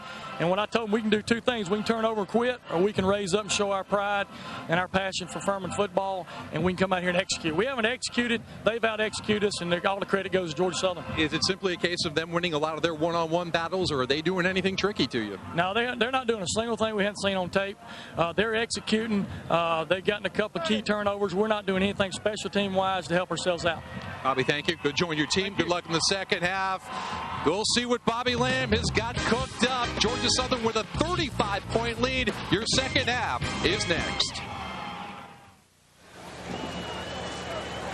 Welcome back to Paladin Stadium, where Furman trails Georgia Southern 35-0. Paul Crane, Ethan Horton, and Jim Noble with you in what's been a shocking one-sided game. Very shocking. I'll tell you what, I didn't expect anything like this. And how about this for Furman, Ethan? They've got to kick it off to Georgia Southern to start the second half. A deep kick, Ant Williams back in the back part of his end zone, and he can't be thinking about bringing that out, and he won't. Nice job by Danny Marshall. And finally, a highlight for Furman, but that's it. Let's take a look at our Microtel Inns and Suites first half stats. And the score is dominating, Ethan. Total yards dominating. 321 yards of offense for Georgia Southern in the first half. Furman less than 100. And points off turnovers. Well, I look at the rushing attack of Furman. It's non-existent. 20 yards to 243. I mean, they talked about rushing the football, keeping the ball away from Georgia Southern. 20 yards, that will not get it on the ground. No, it won't. 14 carries for 20 yards, and the team wanted to establish the run. Hasn't done that. They're in a deep, deep hole, but Georgia Southern starts, and the redshirt freshman, Jermaine Austin, flag goes down, and we'll wait and see what happens. When we look at this rushing attack, it's only 2 people, Chaz Williams and also Jermaine Austin. Well, illegal motion, and that'll bring Georgia Southern back, but it's been a dominating rushing performance. Very dominating, Paul. They started with Chaz Williams. They come back with Jermaine Austin, and now you throw in Z. Walden, Mark Myers. I mean, offensively, they've given Furman a lot of looks. The whirly-bird option, the quick pitch, the sweep. So defensively, you have to prepare for responsibility type of football opposed to reacting, and I think this football team of Georgia Southern, they've caught Furman reacting opposed to taking care of the responsibilities, and that's why they have 35 points. React to the football and leave a hole, it becomes very costly. You mentioned Furman with only 20 yards rushing. Talking about this running game of Georgia Southern, 243 yards on the ground in the first half. And Chaz Williams on the keeper pushes it up a couple of yards. And again, Georgia Southern not only leads the nation in 1AA with yards rushing, but leads the entire nation 1A as well. Well, that's why this offense is very hard to defend, because you don't see it all the time. I mean, you have to be in this conference to see an awful lot, really on an annual basis. But outside of this conference, there's not a lot of people running this style of offense. You look at Georgia Southern, Wofford, I think one of the surprise teams in this league. And you got to say to yourself, it must be something about this offense. I guess you can say it's been very successful over the years because they haven't changed a thing. Chaz Williams on the keeper, gets across the 20, but barely beyond what was the original line of scrimmage, so it's going to be 3rd and long. And the thing about this offense is it offers balance between individuals. You look at Austin, Williams, Walding, 85 yards rushing, 80, 60, 3 touchdowns, 1 touchdown. So you have to take care of what you're assigned to on a defense, and if you don't see it very often, which on defense some of these Furman players have not, it causes problems. And if they don't have one star to key on, everywhere you look, great players who can make big plays. 3rd and 7 for Georgia Southern. First possession of the second half. Chaz Williams on the option, and the pitch to Z. Walden. Breaks one tackle across the 25, and Furman gets exactly what it needs, a defensive stop in the first series of the second half. Well, 93, Brandon Poole, he makes the play. And when you play this style of offense, your defensive ends must be heavily involved in stopping the run. First half, they weren't involved. This particular play, as I said before, Brandon Poole, he was able to get involved in the play, and that's why we're looking at 4th down. Well, Bear Reinhardt back to receive what will be his first punt of the day. Scott Shelton on to boot it away, and he gets away a beauty. High spiral, Reinhardt forced to make the fair catch, and he does so at about the 36-yard line. Let's go down to Jim Noble with a special guest. Paul, thank you. I'm joined by Walter Payton Award winner and former Furman All-American running back Lewis Ivory. And I tell you what, the last time these two teams played on this field, you ran for about 300 yards against these Georgia Southern Eagles. A little different this time around. Yes, very different. You know, Georgia Southern had their backs against the wall, and they came out fighting. And I think you can look at the score and tell that this is a good football team.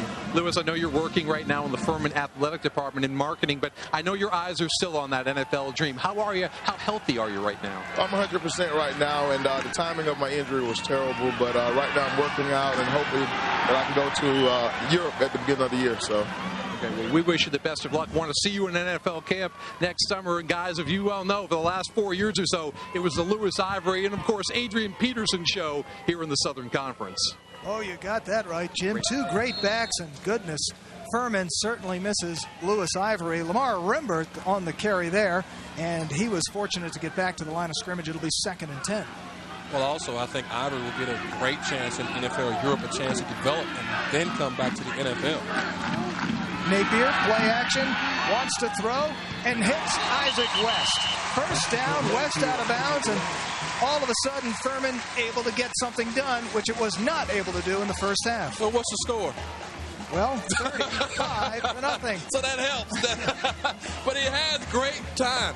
And Napier delivers the football. This is what I expected during the first half, and I hope they start this half and much better than they did in the first half. Well, certainly they cannot yet be thinking about what would be the biggest comeback in Southern Conference history, but also even a journey of 1,000 miles begins with a single step, and they're trying to take their first step here, keeping the ball on the ground. That would be Lamar Rimbert, and again, very short pickup, so Furman will be in 2nd and long. Well, Freddie Pescata gets involved in the defense, but also, Paul, going back to this defense, you know, these guys are playing very well. Now, if Furman comes back to win this game, total letdown by the defense. 2nd and 9 from the Georgia Southern 45. Napier again wants to throw. There's Bear Reinhardt across the 30 and out of bounds. First down for Furman. See, Deion Stokes, here's a guy that hasn't been starting, hasn't played an awful lot. Reinhardt, he makes the completion. But these are the type of things I expected from Furman. Attack the weaknesses. I think he's a weakness on his defense because he hasn't played. Keys has played. Wilkerson has played. And then you flip the script. Furman, on the other hand, they have some young linebackers. The coordinators of both teams, I guess you would say, you look at Southern and you look at Furman. You know, they've gone out and game plan this game totally differently. Furman on defense, weaknesses. They've been taken care of. Billy Napier And Furman inside the Georgia Southern 30. The pitch to Lamar Rembert. Rembert down to the 25 before being brought down. The man they call Shakes was not able to shake loose from that tackler, James Burchett, and it'll be second and about 7. No, he wasn't, Paul, but watch the white jerseys. Look where they are along the line of scrimmage.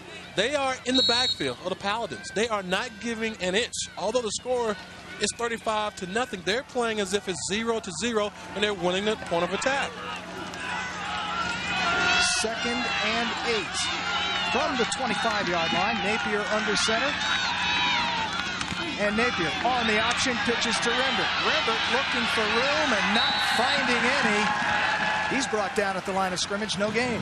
David Young, and that's what I'm talking about when you mention responsibilities, you mention awareness. Now, this is an option play. Watch Young. He takes his drop. He reacts. Now he has the back. He makes the play because he's right there to make the play. I mean, Rembert has nowhere to go because 18 is all over him. One of the best safeties in the history of this school, an All-American and a 4-year starter at Georgia Southern. But now Furman, 3rd and 8 from the Eagles' 25-yard line. Napier, 3 wide receivers spread, 2 backs behind him, wants to throw. And he dumps it over to Rembert out of the backfield. Across the 25, but shy of the 20, and he'll not make the first down. The Georgia Southern defense stops again. Well, David Young, number 18, he's right there. And I can't say enough about this defense because standing up here, Napier has nowhere to throw the ball. You see, he has a nice pocket. It doesn't break down, but defensively, they are definitely looking up receivers, crossing the field, and they're going back to a spot, turning and looking guys up, and they're really defending the field very well, and that's why he's having to dump the ball off because he can't throw the ball down the field. And trailing 35-0, everything is 4th down territory, so Furman going for it. 1 for 2 on the day, 10 for 11 on the year on 4th down conversions, and Napier wants to throw. With time up top, Isaac West, touchdown. Well, they got one, finally. And they go after the same guy they've been going after, a flag down, 26, Aaron Whitaker. We'll see if they get to hold on to what they got with a flag down on the field, but Furman trying to inch its way back. Offside defense, that'll be declined. Count the touchdown, and Furman is on the board. Well, Napier threw a nice touch pass between the defenders. I didn't think the ball was going to get there. I thought it was going to be batted down, but he just throws it in there. It's so nice. Man, watch the loft on the football. So you see the safety coming over. He can't get there, and now you see the 6 points, and Whitaker, he's beating on the plate. James Young, number 1, the safety could not come over. Well, Isaac West, their speed guy, able to run under the football, and the point after is good, so Furman takes the first step of what would clearly be a lengthy journey. Billy Napier and Isaac West trying to help dig Furman out of a very deep hole. It's now 35-7 midway through the 3rd quarter.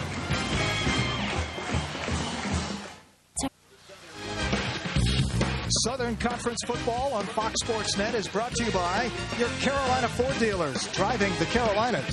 By Microtel Inns and Suites. Microtel, get a room. By Pepsi, the joy of Pepsi. And by Buy Low Supermarkets, everybody's favorite way to save. Furman on the scoreboard, finally cutting into what had been a 35-0 halftime deficit. 8 plays, 64 yards. You can see it took just over 3.5 minutes, and that's clearly Furman's best possession of the day. Well, they were able to hit some passes. They still are unable to run the ball for huge gains. I mean, you take 3-4, hit a pass play here or there, you have a touchdown, and I think they want more out of their running game, but they'll take the 7 points.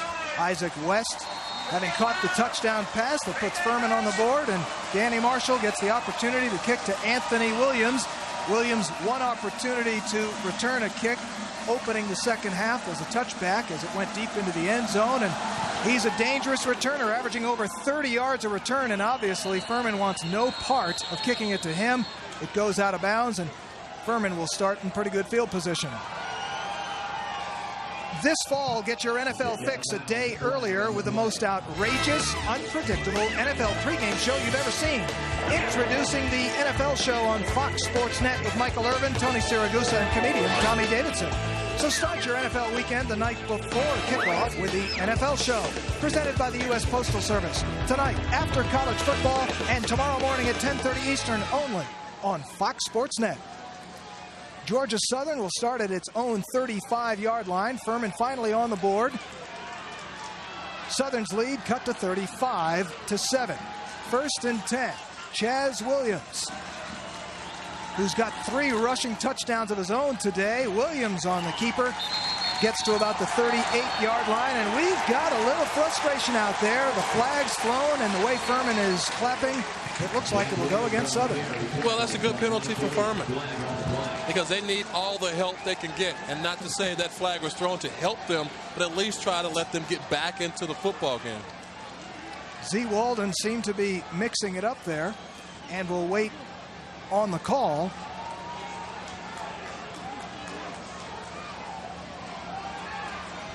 And the personal foul will move it 15 yards. And Furman again, we talked about needing a single step. Even a journey of 1,000 miles begins with a single step. Well, they've got a deep journey. And Mike Seawalk cannot be happy with what he's seen here in the early going of the second half. Well, I'm pretty sure he's not, because the tide can turn. And a lot of times when you have a big lead, your team has a tendency to just kind of falling asleep just a little bit. And maybe now with these penalties and with the 6 points, or 7 points actually that Furman has scored, it will force Georgia Southern to refocus on this game. 2nd and 22 for Chaz Williams. TJ Anderson, the man in motion, and Williams wants to throw. Comes back to Derek Owens, who makes his first reception of the day. Shy of the 30-yard line. Some other games in the Southern Conference today include 14th ranked Appalachian State all over VMI. Chattanooga with its first conference win of the year, beating the Citadel, and Wofford at East Tennessee State later tonight. A big one for Wofford, as they too have just one loss in conference. Wofford, the 15th ranked team in the nation. 3rd and 16. This is not the specialty for Georgia Southern. Well, they like to keep the ball on the ground. Well, he's changing the play at the line of scrimmage. And TJ Anderson, the man in brief motion. And the pitch comes to Mark Myers. Speedy Mark Myers. All sorts of running room down the right sideline, and he is gone. Touchdown. Georgia Southern answers just like that. Mark Myers should credit Chaz Williams for the score. Now, Chaz Williams, Mark Myers should credit Carl Kearney for the touchdown. He threw a big one. Yes, he did. But smart play by the quarterback by seeing something on defense, changing the play. I mean, what can you say? It's for 6. I mean, not only was it for a short 6, but I mean, you're talking about 6 points, a long gainer. I mean, this is what Coach Seawalk was talking about. I want my quarterback to grow. I think he has grown, and he's going to play in a lot of big football games. And this is probably his first game, definitely not his last game, but you can see he's starting to understand what his offense wants and the positions that they want to be in. A 71-yard touchdown run, the first time Georgia Southern has converted a 3rd down longer than 11 yards all year long. And they did it in the biggest of ways. Southern back on top, 40. Georgia Southern has answered the Furman touchdown here in the 3rd quarter to stretch its lead back to 35. And they do it on the option. Mark Myers, 71 yards. Well, good blocking. You're going to see at the point of attack, 93, Brandon Poole going to circle him there. See, he's right in position. Do you take the quarterback? Do you take the back? He misses. All right, you go back out there now to T.J. Anderson. He's throwing a block on T.J. Wilson. Taking care of him. Now it's up to Mark Myers. You would think he would run out of bounds. No, he dips back in and come back. And now you see Kearney. Carl Kearney getting a block down the field, Mr. Special Teams. And that's why this play was effective. Right choice by the quarterback, but then you had other players come in and they made good blocks and they really got the back down the field. It didn't take long for Georgia Southern to answer that Furman touchdown, and we talked about Myers at the top of the telecast as perhaps being the fastest guy among those slot backs, and he certainly showed it there. 71 yards for the touchdown to stretch the lead back to 35. Scott Shelton to kick to Brian Bratton, who's had all sorts of problems for Furman today. He's got the football and down at the 25. And the good news for Bratton is he still has the football when the play was over. But he's down now, so I don't know if it was good or bad. But he's limping off. And this has been a very physical game. And this is something that you and I talked about from the standpoint of, we've seen a few games now. But we really haven't seen the physical game. And today, Furman just they haven't been up to the task. I mean, look at this hit right here. That's physical football. And Georgia Southern definitely has brought that to the party today. Jonathan Wilkerson on the hit there on special teams. Georgia Southern certainly bringing its A game and a physical nature along with it. 1st and 10 for the Paladins at their own 25-yard line. The give goes to Tarico O'Neal. O'Neal back to the line of scrimmage. A lot of work for no gain, but once again, Freddie Pesqueda on the play. Well, O'Neal's probably tired because he was the last person to run onto the field, and he gets the football. So he ran, 50 yards to the field, and maybe another 10 or 15 to try to get to the outside. So, you look at what's taking place here, and I like what Georgia Southern has done. They took the approach, we're going to be physical. The seniors have really taken over this football team. I think that's why this game is what it is, because they've been around, they've been to the championships, and they understand the importance of big games, and they have everyone playing at a higher level. This is O'Neal again, who works for maybe a yard, and Furman quickly will be 3rd and long. Well, they've been in 3rd and long all afternoon, pretty much. They got off the bus, 3rd and long. Good point. You're right. When they start the game with a penalty, they go backwards, and they've been going backwards pretty much all day. At their own 27, maybe 28-yard line, Billy Napier out of the shotgun. 3 wide receivers, his buddy Bear Reinhardt in the slot to the right. Napier again has time up top for Isaac West, but again overthrown, and Napier not happy with himself. Well, he was open because 26, Aaron Whitaker, he fell down. But all of Napier's passes today have been high, either high or behind the receiver. And he just doesn't appear to be that smooth operator that we've seen in the past. Well, again, we mentioned how he came into the game as the number 2 quarterback in passing efficiency in the country, and he has not been very efficient today. No, he hasn't. So on to punt is Bo Moore, and hold on just a minute. The officials want to stop play, and Moore will have to do it again. Well, Georgia Southern had a late substitution, 21, Deion Stokes. Before the ball was snapped, we have a timeout on the defense. Well, Georgia Southern has something to talk about here, and Moore will have to hurry up and wait. And I'm not sure, Ethan, how much there is to talk about at this point, because it's been complete, total domination by the Eagles. Well, they were just making sure they had the right personnel on the field. And as I said before, they had a late addition to the return team, and I'm not sure they really were comfortable with what they saw out there. So they took the time out just to make sure.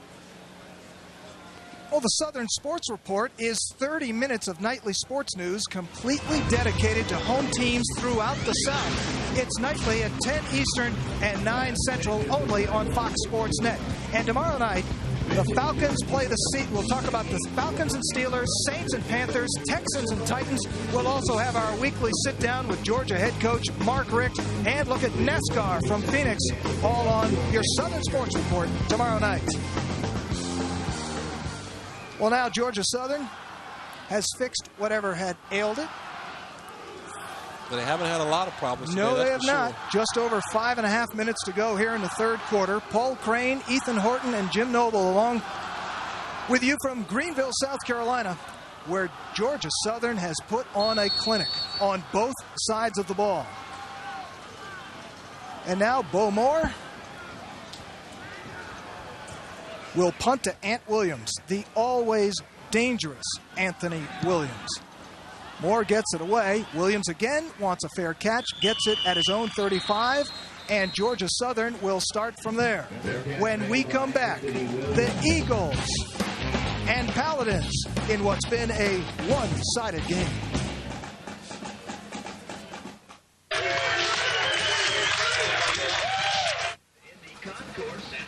Welcome back. Georgia Southern has put on what has been a rushing clinic, 329 yards on the ground for the Eagles in this game. And last year, both of these teams had to say goodbye to two of the best running backs in the history of the Southern Conference. Georgia Southern's Adrian Peterson, the league's all-time leading rusher. Numbers alone hardly tell the story of some of his spectacular efforts, but the numbers are staggering. 6,559 regular season yards in 4 years. Peterson went over 100 yards in 54 of his 57 games. Furman's Lewis Ivory. He had some big games, but no one has ever had a better season than Ivory had 2 years ago when he set a Southern Conference record with 2,079 yards, leading to his Walter Payton Award as 1AA's top offensive player. Peterson won the award in '99, and each of these players left huge holes which their teams have filled nicely. But Georgia Southern has filled extremely nicely. Well, it helps when you have a quarterback. No, really, it helps. Georgia Southern's case, J.R. Revere, they lost him. Lost a lot of offense. Chaz Williams, he enters. They haven't lost too much there. And Billy Napier certainly struggled today, though he is a Payton Award finalist. You can see the dominating performance on the ground by Georgia Southern, which has the football again at its own 35-yard line. 1st and 10, Williams on the pitch. And again, another big game. T.J. Anderson with his biggest run of the game. And Ethan, Georgia Southern just keeps throwing players who can make big plays at you. Well, they have speed guys, the same thing, 2-on-1. Overdyke, 47, he can't get there. Just speed. And that's why you have these types of speed guys. Watch 44 Killing. See, he can't get outside. Everybody's blocked. And when you have this type of blocking, you're 12 yards down the field. Well, with Mark Myers and Z. Walden perhaps a little gassed from their lengthy runs, bring in T.J. Anderson and Kevin Davis, and they don't miss a beat. Jermaine Austin hit at the line of scrimmage, the redshirt freshman fullback. Or check that, that's Chaz Williams on the keeper. And Williams, who lost the football, able to get on it. And again, Georgia Southern, that's been the one problem this year. Georgia Southern holding on to the football, but when you're up by 35, you can make a mistake or two. Sometimes that's a problem with the triple option because the quarterback he's reading. He's placing the ball in the belly of the fullback. He's also reading the down lineman, and he's reading the defense. And there are times when the fullback just won't put both arms on the ball, and the ball will pop out. Or in some cases, talking to the coaches, Chaz Williams, he'll see it and he reacts before he can actually do it. And sometimes he just lets the ball lie there and he shouldn't. Oh, Williams reacts there, picks up a couple and gets back to the original line of scrimmage where it'll be 3rd and 10. And we have seen some great running, but you know, Ethan, when it comes to running the football, no team has turned out more 1,000-yard rushers than North Carolina. Look at this guy. It's number 12 at Carolina. We refer to him affectionately as 88 because of the number he wore in the pros, but Ethan Horton, my partner, a 1,000-yard tailback in 1984. First team All-ACC in 83 and 84. First team around here every week, but look, he had hair. I don't have much of that right now, do I? You got great moves, big fella. Yeah, good blocking. Chaz Williams and Georgia Southern on 3rd and 10, and hold on just a moment. Well, they were throwing a pass, and they've been successful on the 2 that they have thrown.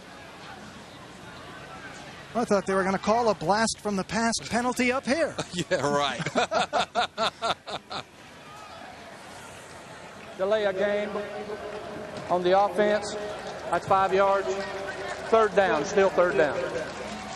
Well, it's almost as though Georgia Southern has put itself to sleep in some ways. Could it be they're getting bored with the ball game? Well, they can experiment. You and I both know, and pretty much everybody here knows, they don't throw the football. So now we're up 42-7. Let's try a few things. Well, 3rd and 16. We'll see what they try here. As Chaz Williams and the Eagles from the 44-yard line of Furman.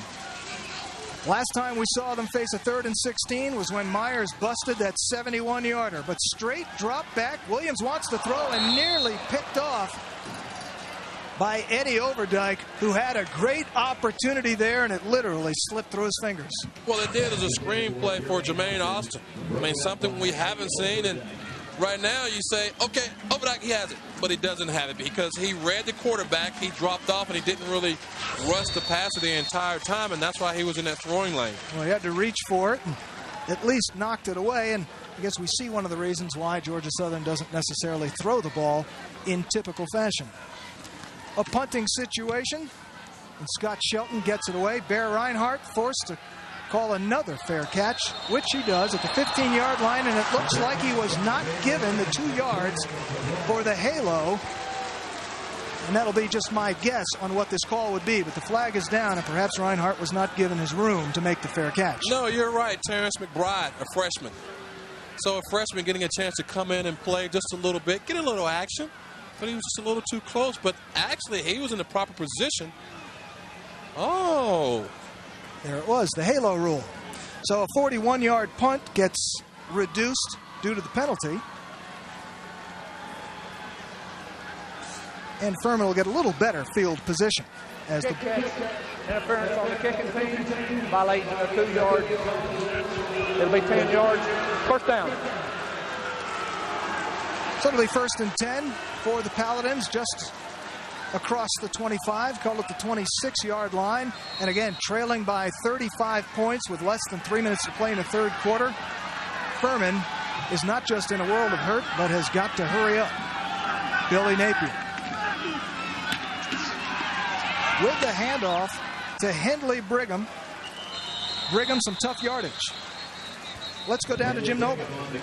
Well, Paul, Bear Reinhardt, who just fielded that last punt, certainly one of the more colorful characters on the field. He is nicknamed after the legendary coach Paul Bear Bryant, which sounds a lot cooler than William Stanley Reinhardt III.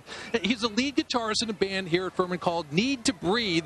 They kind of bill themselves as the Beatles go to church, a little mix of gospel, British pop. Their latest song is entitled Feeble. You can insert your own punchline here. Well, I'd like to insert a Beatles song. I know the one he needs now is Help. Hey, I'll leave it alone since he has some gospel in there. I have a few thoughts over here. Another penalty on Georgia Southern. And Furman's able to move the chains that way. I guess whatever works. But the whole Alabama connection, yes, Bear is named after Paul Bryant, but Bear's brother's name is Bryant. So where do you come? Hey, Bear Bryant, come here. Then they both come. Their father, a huge Alabama fan. Furman with a first down at its own 38-yard line. And Napier wants to throw. Up top, looking for Bear, who makes a nice catch and goes out of bounds. First down, Furman, and that was well done. Outstanding. I mean, Bryant extends. He gets his hands up. Another high pass, though. But Napier, has gotten some time. Now he just needs to do this, complete the passes. And look at Bear going up behind him, up in the air. That's a big-time catch. Big-time catch. And this is what I thought I was going to see this afternoon. Reinhardt, one of the better receivers in the Southern Conference, taking advantage of this secondary of the Eagles. Well, they only made one catch in the first half when nothing was going right for Furman. He's already made a couple here in the second half, and the Paladins in Eagle territory at the 48. Napier, play action. Has time, and now changes his mind. On the run, Napier picks up maybe 6, but goes down hard. But Burchett, 51, James Burchett brings him down. Napier will learn. Go down. Don't take hits. He's very valuable to this football team. Now I realize the score is out of hand, but at the same time, he's got to try to lead the troops back, but then too, he's got to go down and don't take any hits because they still have some more football left. Well, the 6-yard pickup by Napier gives Furman a 2nd and 4 at the 42-yard line of Georgia Southern under the 2-minute mark of the third quarter. Napier under center and wants to throw again. Looking for Bear Reinhardt, who again goes up and makes an outstanding catch. Acrobatic. What adjustment. This guy here is a football player. He's tough, he's physical, and you can see here he's relentless. I mean, this isn't an easy pass to catch, but he catches it. Total concentration. I mean, he turns pretty much all the way around, or at least a 180. That's just a great catch, great concentration, as you mentioned, and a pair of good hands. 1st and 10 Furman now knocking at the door a bit at the 28-yard line of Georgia Southern. But this does not work. Brigham brought down for a loss. But Billy Napier, after shaking off the substandard first half, he's been moving up the Furman record books.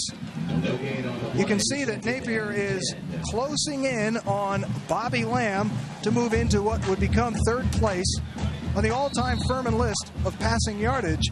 Napier has already leapfrogged Clyde Huell to move into fourth place today, and he's moving up the all-time touchdown list as well. Now currently tied for fifth Furman all-time. Bobby Lamb leads that far and away. Napier and company have 24 in their careers. Lamb threw 41. Napier throwing here, and Willis Sutterth makes his first catch of the day. The tight end hit immediately and dropped shy of the first down. Well, Napier, he's had a good career. And last year they had a veteran team. He was a newcomer on the block, and nobody knew what he could do. And you go back to last season, what does he do? He lead his team to the championship game. And now they're in a good position now to possibly get back there, but they'll have to win the rest of their games to see if they can get that far. 3rd and 2 from just outside Georgia Southern's 20-yard line. Napier in the shotgun, and a lot of movement on the line, and the flags go down. Well, defensively, they moved first, but then right tackle Stephen Kane, 74, he followed that movement. And he's the big pro prospect, 6'5", 310. He's drawn all sorts of attention from NFL scouts, but nobody would like to see that. No, he just flinched. He saw the movement, and he bit on it. Dead ball. It's offside. Defense, that's 5 yards. It'll be a first down. But he had good reason to bite. Oh, yes. Hey, those guys, they call out numbers, too. Although they move on that play, defensive guys, they'll get over there and they think they're quarterbacks, and they'll start calling out a cadence or blue, yellow, red, whatever they sort of think they picked up on, they'll go out there and yell it out. Well, Furman, with its deepest penetration of the game, just outside the 15-yard line. 1st and 10, closing seconds of the third quarter. And Brigham up the gut. Gets to about the 10. You know, the Georgia Southern offense overshadows what's been a solid defense all season long. Opponents have only made it inside the 20 19 times this season. So this is just the 20th time it's happened to Georgia Southern this year. And we'll have to see what happens when we come back. It's been a rather quiet third quarter compared to what happened in the second, but it's been back and forth. Furman able to get on the board as Bobby Lamb and company came out of the locker room trailing 35-0. Isaac West, the touchdown catch, but Southern answered when Mark Myers went 71 yards. We go to the fourth in a moment. Welcome back to Greenville, South Carolina, and let's take a look at our Carolina Ford Dealers game summary. It's been a one-sided affair. Georgia Southern 35-0 to the locker room. Chaz Williams, 3 rushing touchdowns, 19 now on the season. That's a new Georgia Southern record for quarterbacks in a single season. Z. Walden has not only run for a touchdown, but he caught one as well. And, of course, Mark Myers, another slot back, went 71 yards for a score. Furman scored the first touchdown of the second half, but it was answered immediately by that Myers touchdown. Furman knocking at the door here at the 10-yard line. 2nd down. And Napier to the end zone. Touchdown. Corey Tant, the fullback, out of the backfield. So Furman inches a little closer. That was the old fool them play. Send the fullback inside, make the linebacker walk up and bite. Fullback, he's sitting behind the linebacker. See 56, Joe Scott? He took 26, and there's a fullback for 6. That play works to perfection. But for Furman, it's really about saving face at this point and get something positive out of this game. Well, right now, you just stick with your offense, stick with your game plan. There's no need to come out and throw the ball all over the field, and I think that's why we haven't seen that, because they just want to get something positive out of this game, because you look at the scoreboard and you can see they're not very happy so far about the outcome. Well, Furman cuts the deficit to 42-14, and again, It's a little lengthy with less than a full quarter to play, but again, as you mentioned, Ethan, just trying to get something positive, run your offense, and you're right. That's exactly what Furman has done. Well, not going crazy. No, and they still have a few more games. And this play right here could be a play that they use in one of their games. They still have a big game against Wofford. I mean, Wofford's still in the thick of this thing. So you look at this offense, you just want to go out and say, okay, we haven't played very well. Let's go out and try to do some of the things that we may have done or we think we have done very well, and let's try to apply that. And I think that's why they have the score. But as you stated, Paul, this deficit is pretty deep, and it's strong, and we are already into the fourth quarter. And again, the conference may be slipping away from Furman, but the playoffs are still out there. And again, with 4 teams ranked in the top 15, it's hard to imagine the NCAA will take 4 from one conference to fill their field of 16. So Furman is clearly right in the middle of the hunt for that. And in reality, that is just as important as anything else. Get to the postseason, and then you've got a chance. Well, that was proven last year. You look at this Furman team going down to Statesboro, knocking off Georgia Southern. I think they had won 39 straight games. That's a heck of a streak.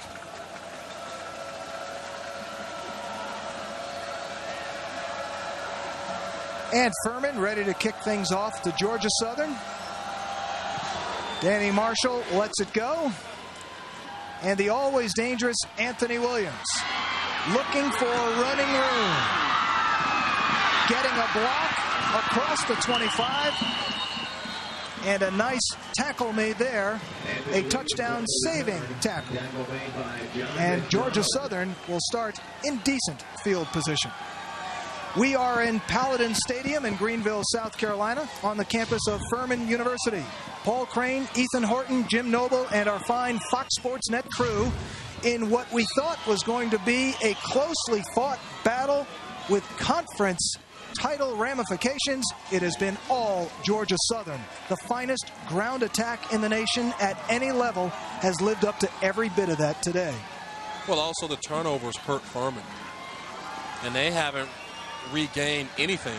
And you look at Chaz Williams, he also has hurt this football team, and he got everyone else involved, Paul. And as you mentioned, we expected something more out of this defense against this offense because some of these players have seen it before.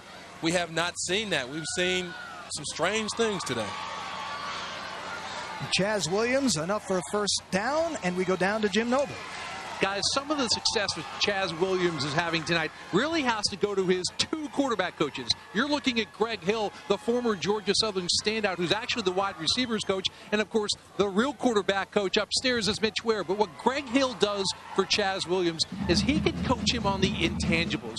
All the pressure that comes with being quarterback in Statesboro for Georgia Southern. Of course, Mitch Ware upstairs works on the techniques, the fundamentals of the quarterback position. With 2 quarterback coaches like that, it's no wonder Chaz is having the game of his life.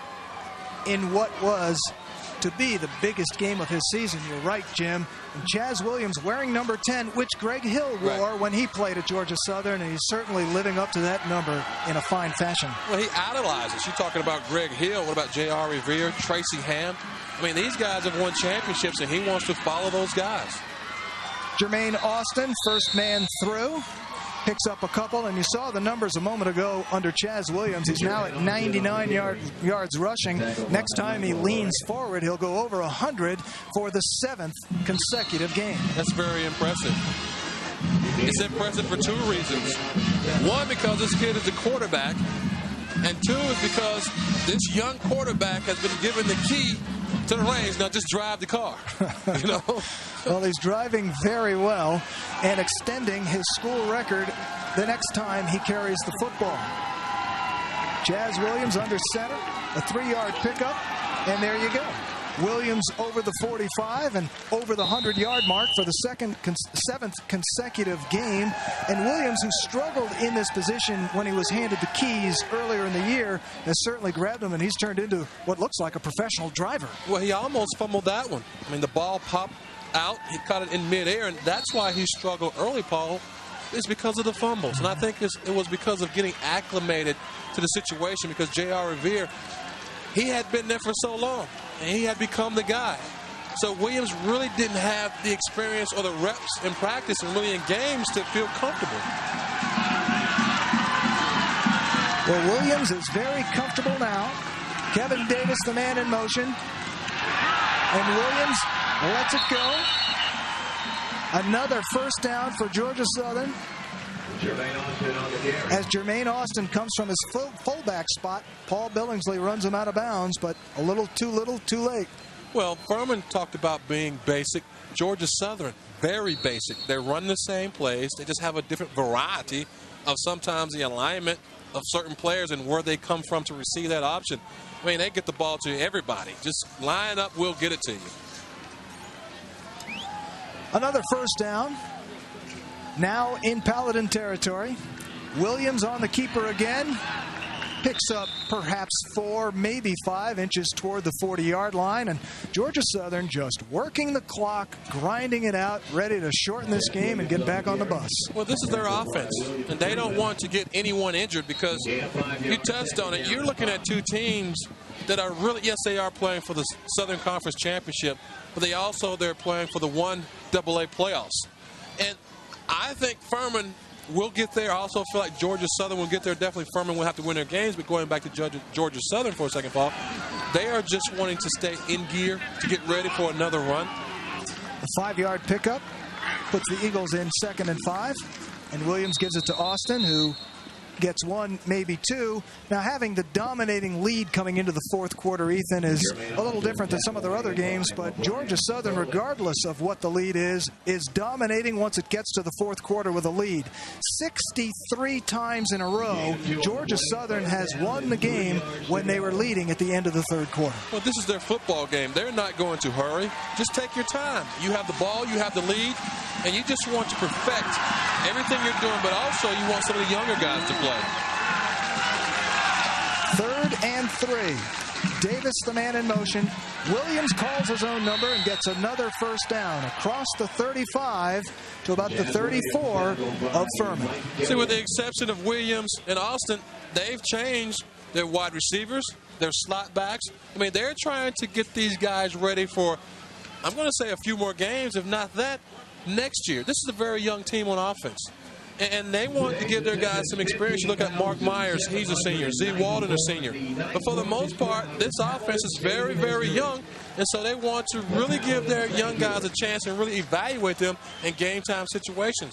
And also they practice, so let them play. And Jermaine Austin, a redshirt freshman, has done such a great job of filling that position that had been occupied 4 years by Adrian Peterson. Talk about pressure. We talked about the pressure on Mike Seawalk. Certainly pressure to fill those kind of shoes.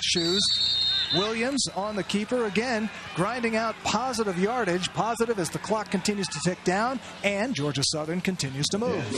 Paul, when you win 6 championships, and you're looking at maybe 6 straight Southern Conference championships, pressure comes. Because people become used to, they're accustomed to winning.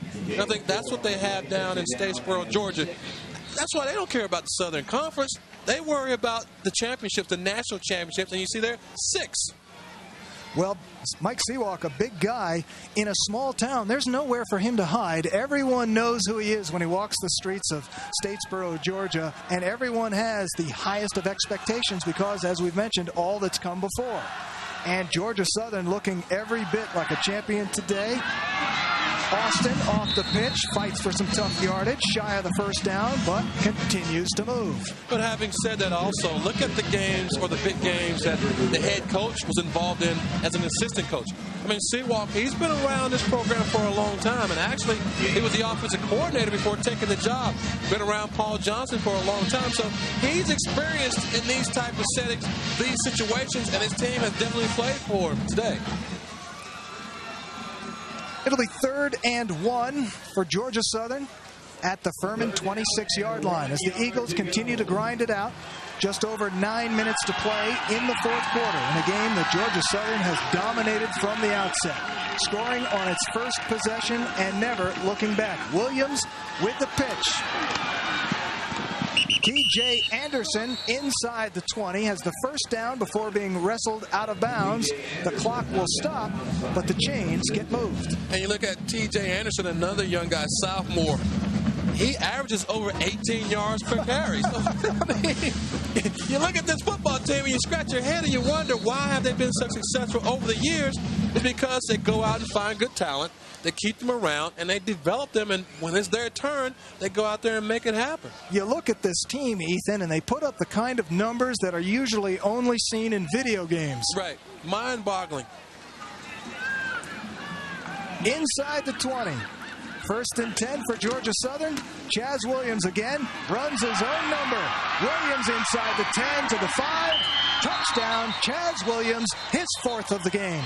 I think we've seen the last of Chaz Williams. I would take him out of the football game. Have a seat, young man, and thank you very much. But we'll see. And a flag on the play. Looks like this one is coming back. So erase touchdown number 4. And in a one-sided game, Mike Sewak has something to be unhappy about. Well, I mean, they can go coach him up now. Really, because so far everything he's called, it has worked on both sides. I mean, they have the number 1 rated defense, the number 1 rated offense. That time it was holding, and perhaps that's why such a big hole had been created. But the way these two teams have played today, I doubt it. No, I don't think it matters. I mean, they haven't stopped this offense all day, and granted, it's 1st and 20. I think they'll get 20 yards. They haven't been stopped today, so my hat's to the offense. Well, 1st and 20 for Georgia Southern inside the Furman 30-yard line. Chaz Williams back to work with the shovel pass and a whole lot of nothing there. T.J. Anderson taking that pitch/shovel. Well, Sperling, he really defended the play. I mean, you got to give Furman some credit as well from a standpoint of they had 2 weeks to prepare. They haven't come out and played well. And I really think that extra week has affected this football team because this isn't the same football team we've come to know. I mean, they don't even look like a football team today. I mean, you know they're well coached. You know they're well prepared. But today, they've just been manhandled by Georgia Southern. Surprising considering everything that's been at stake. And Williams wants to throw from the pocket. Nobody home. It's incomplete. And that's really the first time it failed completely. Yes. And you go back to Furman. Furman has been one of the better teams to play Georgia Southern because I think when a lot of teams play Georgia Southern, they're intimidating. And you look at this streak that's about to end, the 15-game home win streak versus the SoCon teams. You know, Furman, for some reason, they haven't matched the intensity when before they have always done that. And for some reason, you know, it just hasn't been matched to them. The winning streak, 15 in a row at home. The last time Furman lost to a Southern Conference team you saw was to Georgia Southern in November of 1998. 3rd and 20. Georgia Southern inside the 30. Williams drops back and then wants to run. But this one is well defended. Purple shirts everywhere, and down goes Chaz, the leader, Cedric Ritter, on the tackling. Well, he's their leading tackler, and we haven't really called his name, Cedric Ritter, a lot today because he's been chasing all day. He's been one of those linebackers that has been cut between the quarterback and the running back and the fullback and everybody else they've thrown out there, and that's why Ritter hasn't been called. As we approach the halfway mark of the 4th quarter, Georgia Southern dominating performance, 42-14. It's a 4th down play, and why punt? There's no need. No need at all. See what's in the 4th and 22 playbook. Fullback straight ahead, well, and they'll turn it over on downs. I don't know if that was the play, the 22 yard. That was probably the safe play. Let's just give it to him and get them off the field, probably. Well, as we mentioned at the top of the broadcast, this one of the top rivalries in college football, certainly in the Southern Conference. Georgia Southern has brought its A game and a physical nature along with it. We'll be back.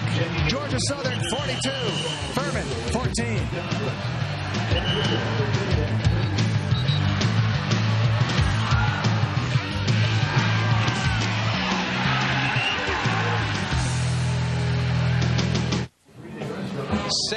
minutes and 16 seconds away from their 6th straight Southern Conference championship. Georgia Southern Furman 42-14. Folks, it's become obvious over the years that you don't have to play in one of the so-called super conferences across the nation to get a look from the NFL. Need some proof? Here it is. 1AA standouts. How about Jerry Rice, the greatest receiver in NFL history with the 49ers, now the Raiders? He, of course, started out at Mississippi Valley State. Terrell Owens filled Rice's shoes nicely in San Fran, former star at Chattanooga. The former Delaware Blue Hen still going strong. Rich Gannon with the Vikings, the Chiefs, now in the midst of an all-pro career with the Oakland Raiders. And, of course, Steve McNair started Alcorn State before moving on to the Tennessee Titans. So, folks, if you are good enough, if you play in a 1AA school, if you play in a Southern Conference school, does not matter. The National Football League will find you. You could be playing, Jim, on a small island in the South Pacific. If you could play, the NFL will find you. But how about Dexter Coakley, who had such a great career at Appalachian State and is doing the same with the Cowboys? The list is very long, and the Southern Conference has much to be proud of. Billy Napier gives it to Rembert. Lamar Rembert can't find any room, and he's lucky to get back to the line of scrimmage. Well, I want to go back to what you were just talking about. 17 former players active from the SoCon. If you can play football, they haven't, with the exception of Cincinnati, they have enough employees in their scouting department that they can go out and find you. The reason I mentioned Cincinnati because they don't like to pay people to go out and scout and look, so they have very few. It's all right. We're just talking about the NFL. Oh, they're still in it. 2nd and 9. Napier wants to throw over the middle, complete. Willis Sutterth, the tight end, is open, and Napier connects. Big target. I mean, 6'3", 244. You get that big body going down the field, it's easy to find 84 in blue. I mean, just a little play down the middle where most tight ends roam. Wide open. Georgia Southern then looking into the backfield of play action, and that's where the linebackers weren't there. And that is what Bobby Lamb was hoping his team would be able to do, work the play action, find somebody over the middle, just didn't want to do it in an enormous hole. Napier with time, and now out of the pocket, gets over the 40, picks up a few yards, but he'll be well shy of the first down. Well, he hasn't been given a lot of opportunities because defensively, you're looking at the best defense in the Southern Conference. On the ground, they're number 1. Through the air, they're number 2. 8 interceptions. So they don't really give up an awful lot, and they haven't given up an awful lot today. So defensively, they've beaten Billy Napier. 2nd and 5. Napier gives it to Rembert. Rembert straight ahead. Gets to about the 35-yard line. He'll be a couple of yards shy of the 3rd down. And again, Ethan, as you had mentioned, Furman just continuing to run its offense. Well, they must do that. And you can see here, the Furman players, they're dejected, disappointed, and rightfully so. But you'll buckle it up tomorrow, Monday, and get ready to go again because the season isn't over, and that's what the coaches will have to guard against. Say, hey, yes, we did lose a big game, but we still have a few more to go, and maybe we have our destiny in our own hands. Certainly the Southern Conference will have more than the automatic bid to the 1AA playoffs, and Furman certainly right in the hunt to have one of those at-large bids, regardless of what happens today. Lamar Rembert again inside, but nothing home. Well shy of the first down. A little extracurricular activity as the flags fly. Well, they're still trying to get after it. And they should. We're inside the 5-minute mark. Face mask the call. So it'll be a first down for Furman. And I think at this point, the Paladins will take whatever they can get. Coming up tonight on Fox Sports Net, an outstanding college football game from the Pac-10 as the surprising Cal Bears go to Arizona State. The Sun Devils certainly right in the hunt for a trip to the Rose Bowl. At 7 Eastern, some of you will see the Penguins and Carolina Hurricanes, and coming up at 9 Eastern, the Memphis Grizzlies and Denver Nuggets. Memphis with its best chance yet to get perhaps its first win of the year. Then, of course, the NFL show later. Check your local Fox Sports Net affiliate listings for the game in your area. 1st and 10 for Furman. At the 31-yard line, Billy Napier looking, and Bear Reinhardt's open, makes another nice catch, but he pays for it out of bounds. Well, I'll tell you what, you're talking about Reinhardt paying for it. Also, Napier he paid for it as well. Number 90, Victor Cabral, clobbered it. But a flag on the play. This one is coming back.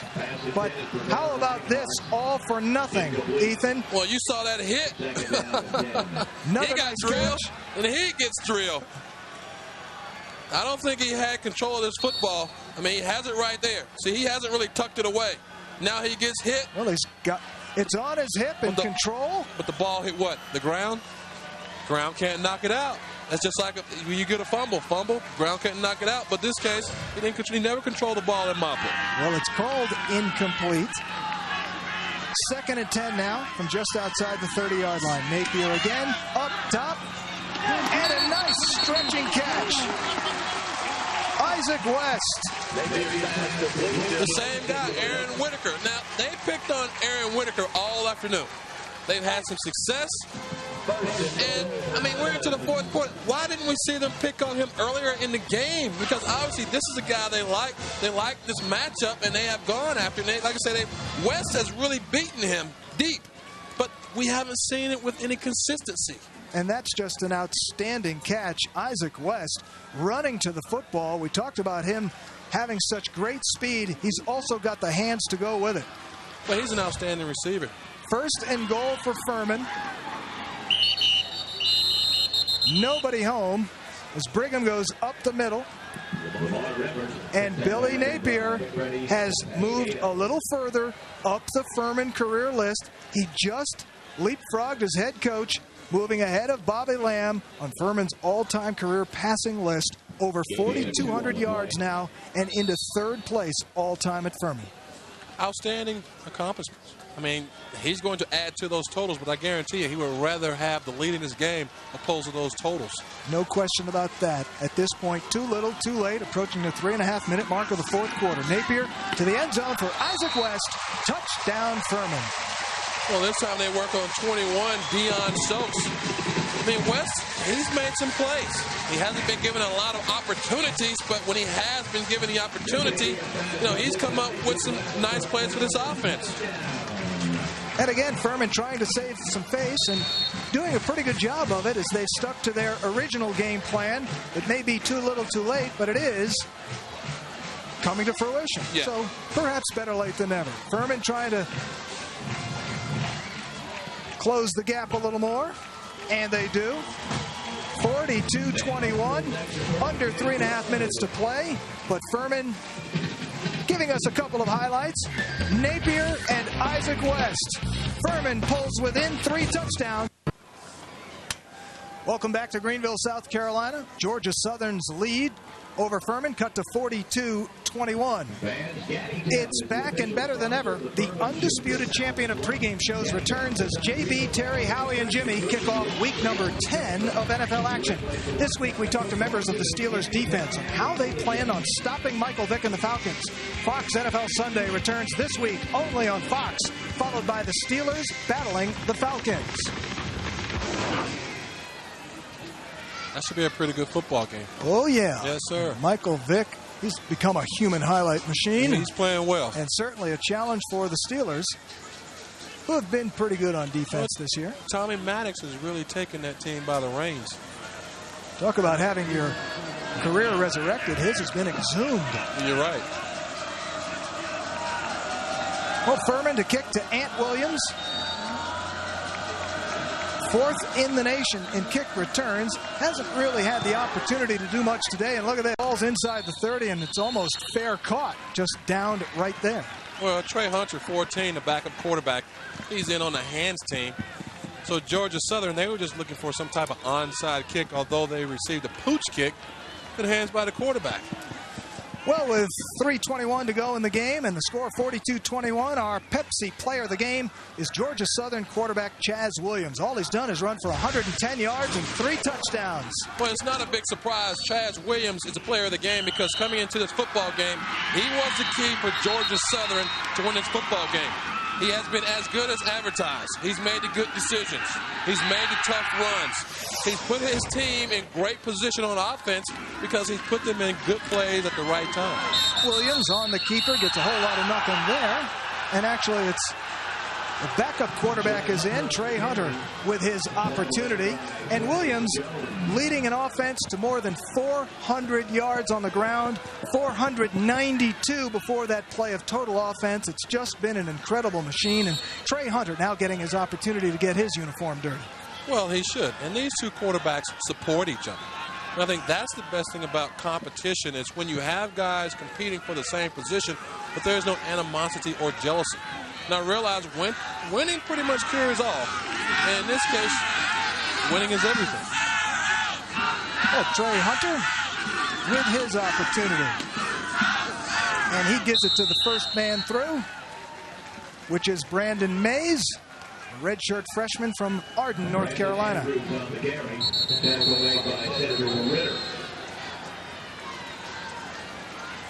Cedric Ritter on the tackle, but we have an injured Paladin player down.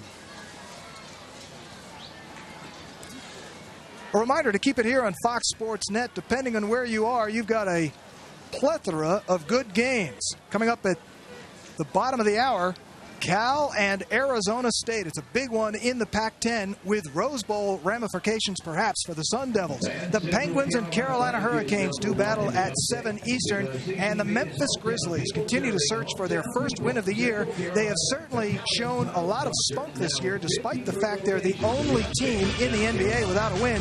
Sidney Lowe's guys have certainly looked good.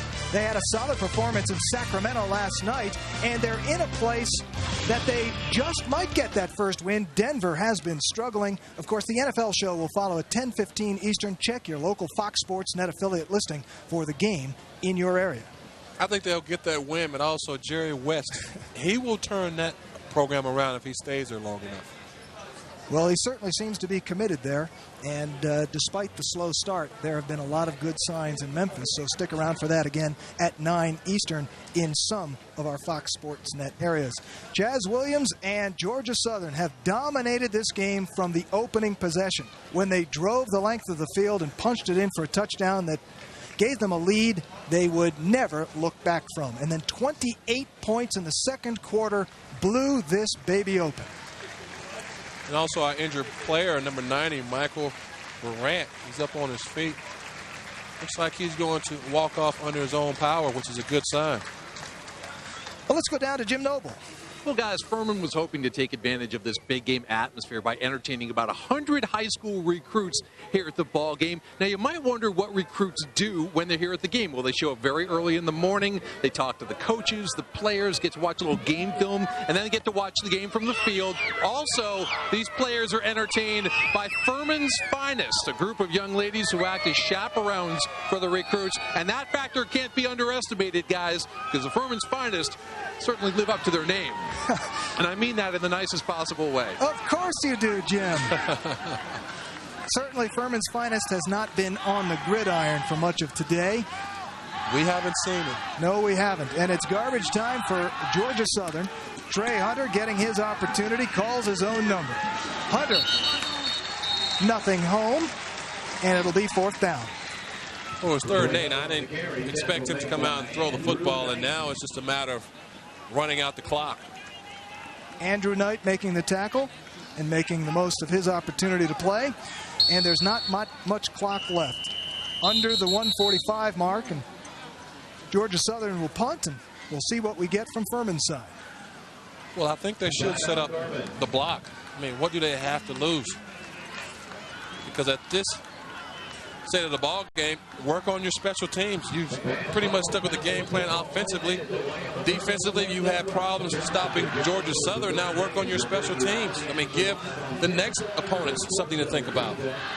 And for Furman in particular, as you've mentioned, Ethan, they've got to save something from this for when they move through the rest of the season. They've got 2 more conference games still to play, and then what they hope will be an at-large bid to the playoffs. And if they're going to go deep into the playoffs, as they did a year ago, they've got to come out of this with something positive so they know they can get it done, whether or not they meet Georgia Southern again down the road. Well, I think the positive coming out of this game will be this. We thought we had a pretty good football team, and they possibly still do. They will now become motivated, I think. Not to say they were not today, but I think it's going to add a little extra to them this week in practice and the following week, because now the stakes only get higher. Well, it certainly puts them in a new position, a different kind of challenge. They did such a nice job of crawling out of that disaster that happened to them at Appalachian. But this, an incredible disappointment. And yes, the heat was brought, but Scott Shelton able to get it away. Reinhardt with his first return opportunity gets it to the 45, but that'll be it. We've got the final minute and a half still to play. Furman in the deepest of holes, but they get one last chance in a moment.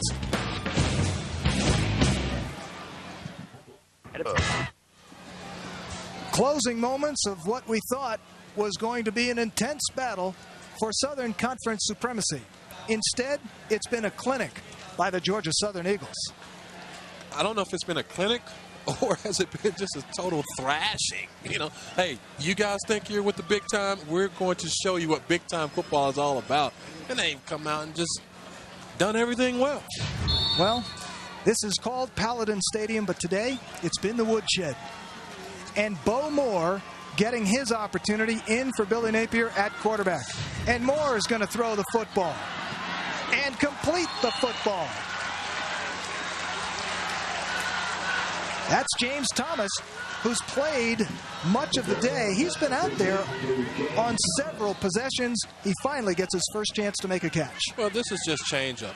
Bo Moore, he practices this is the reward for the guys that practice during the week. Although there's a blowout, let him play a little bit too.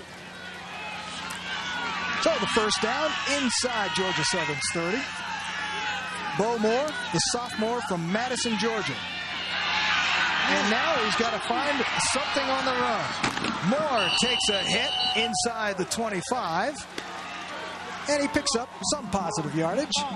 Well, David Young, he's been the quarterback hunter today. I mean, he's taken out Billy Napier. He's come back now. He's taken out Bo Moore. I mean, 18's been all over the field.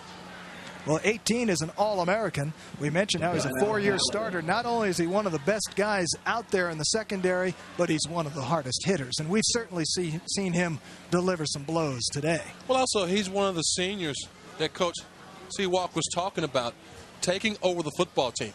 Because going back to earlier in the season, a lot of these guys, they didn't know where they stood. They didn't know what their roles were.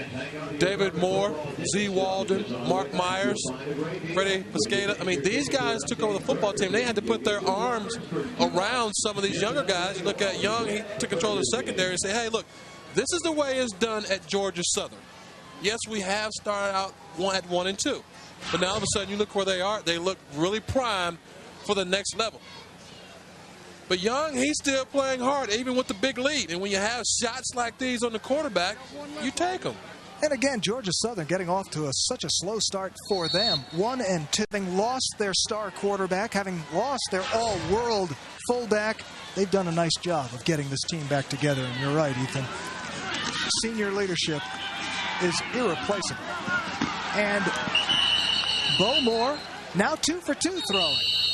But, of course, statistics don't ever really tell the truth. No, well, his 2 for 2, when you look at the box scores tomorrow, they'll see, okay, what did Billy do? What was the score? He got a little time. Yeah, it's just a little different situation. Under the 1-minute mark here in the fourth quarter, Georgia Southern ready to wrap up what will be, at the very least, a tie for the conference title and what will be their 6th consecutive Southern Conference title. But they've come in here and played like a championship team. I mean, their demeanor on the field was of a champion. And it's very hard sometimes. You try to get all 3 phases to play well. I realize on offense they turn the ball over twice, and that's something they've done just about every week. But I guess the point I'm trying to make is on every phase of this football team, they excel. I mean, special teams, they played well. Look at the turnovers. I guess you're going to say when Brian Bratton goes to sleep tonight, the kick returner, he's seeing white jerseys, saying, where are they coming from? It's a nightmare for him. And we saw Mike Seawalk there. Since Mike Seawalk arrived as the team's offensive coordinator, the Eagles have broken or tied 452 team and individual records coming into the day, and we know Chaz Williams has added his name to that, so it's at least 453. Bo Moore runs for the first down, as the clock continues to tick, even though it stops to move the chains. And Mike Seawalk has helped lead this team to a 6th consecutive Southern Conference championship. That's something, Ethan, in the long history of this great conference has never been done before. All I can do is shake my head. Bowmore wants to throw, and it's knocked down as he throws into coverage, but still, as you mentioned, Georgia Southern playing hard, getting those big arms up there. They're not going to give anything away. Well, they don't want to be scored on any more than they already have. They want to make this loss as embarrassing as they possibly can.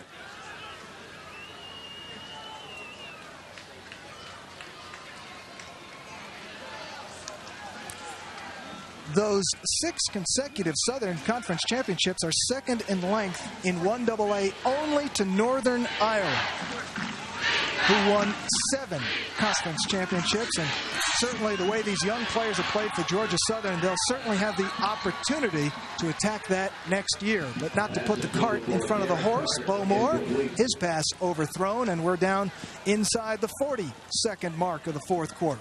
Well, how can you deny success? I mean, you can't help but say, well, maybe they'll get there next year or the next couple of years. I mean, each decade, they put together a string of wins, a lot of good players, a lot of good teams. And when you have success, you can go out and get walk-ons, which they also have. They want to be a part of something good. And Seawalk just got the now traditional dousing. But Bowmore looking. He certainly has plenty of time. And nowhere to go. Bowmore looking for someone to catch free, and Brian Bratton, how about that, Ethan? Hits him in the number, and he drops it. Now, he's had a tough outing. One, I'm pretty sure he wants to forget. I don't know if he'll even watch the tape. When they watch it, he maybe just cover his eyes. Say, Coach, I know what happened. I don't need to see this one.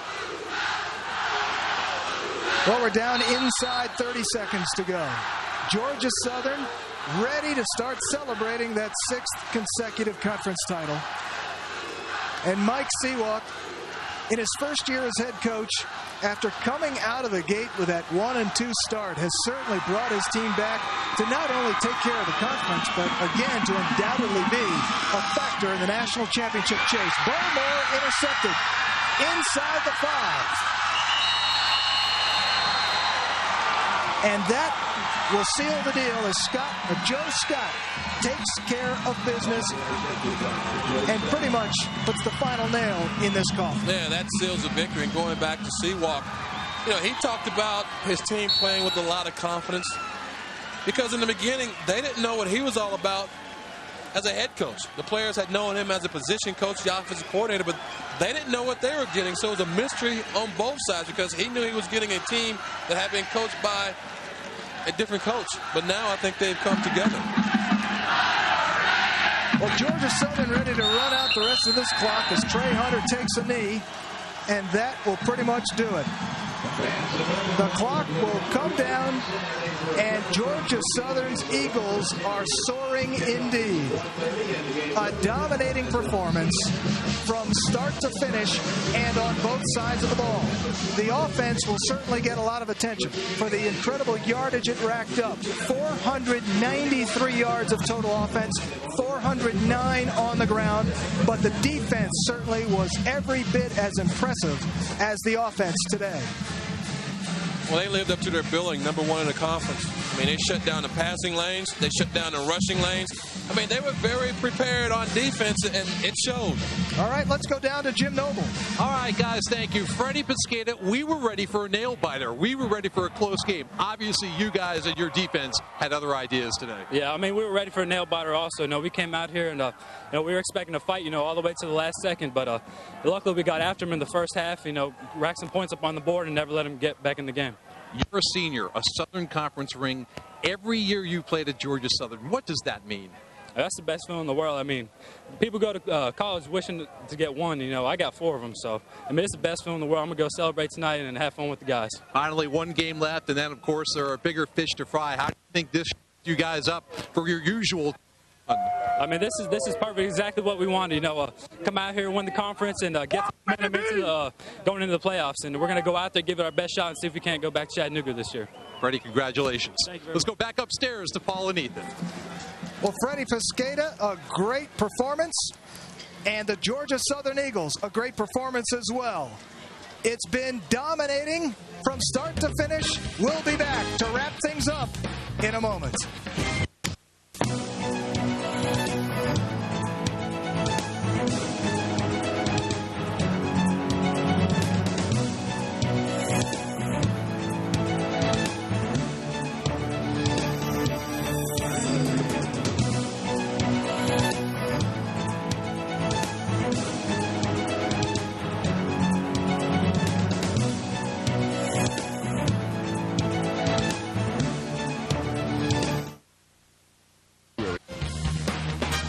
One of the best rivalries in 1AA football lived up to its reputation on one side of the ball as Georgia Southern delivered a number of blows offensively and defensively on Furman. So for Ethan Horton and Jim Noble and our fine Fox Sports Net crew, this is Paul Crane saying so long from Paladin Stadium in Greenville, South Carolina, where the final score is 42-21. Start your NFL weekend the night before kickoff with the NFL Show presented by the U.S. Postal Service. Tonight, after college football, coming up on Fox Sports Net, Cal and Arizona State, Penguins, Hurricanes, or Grizzlies, Nuggets. Check your local listings. You've been watching college football on Fox Sports Net, your regional home for Southern Conference football.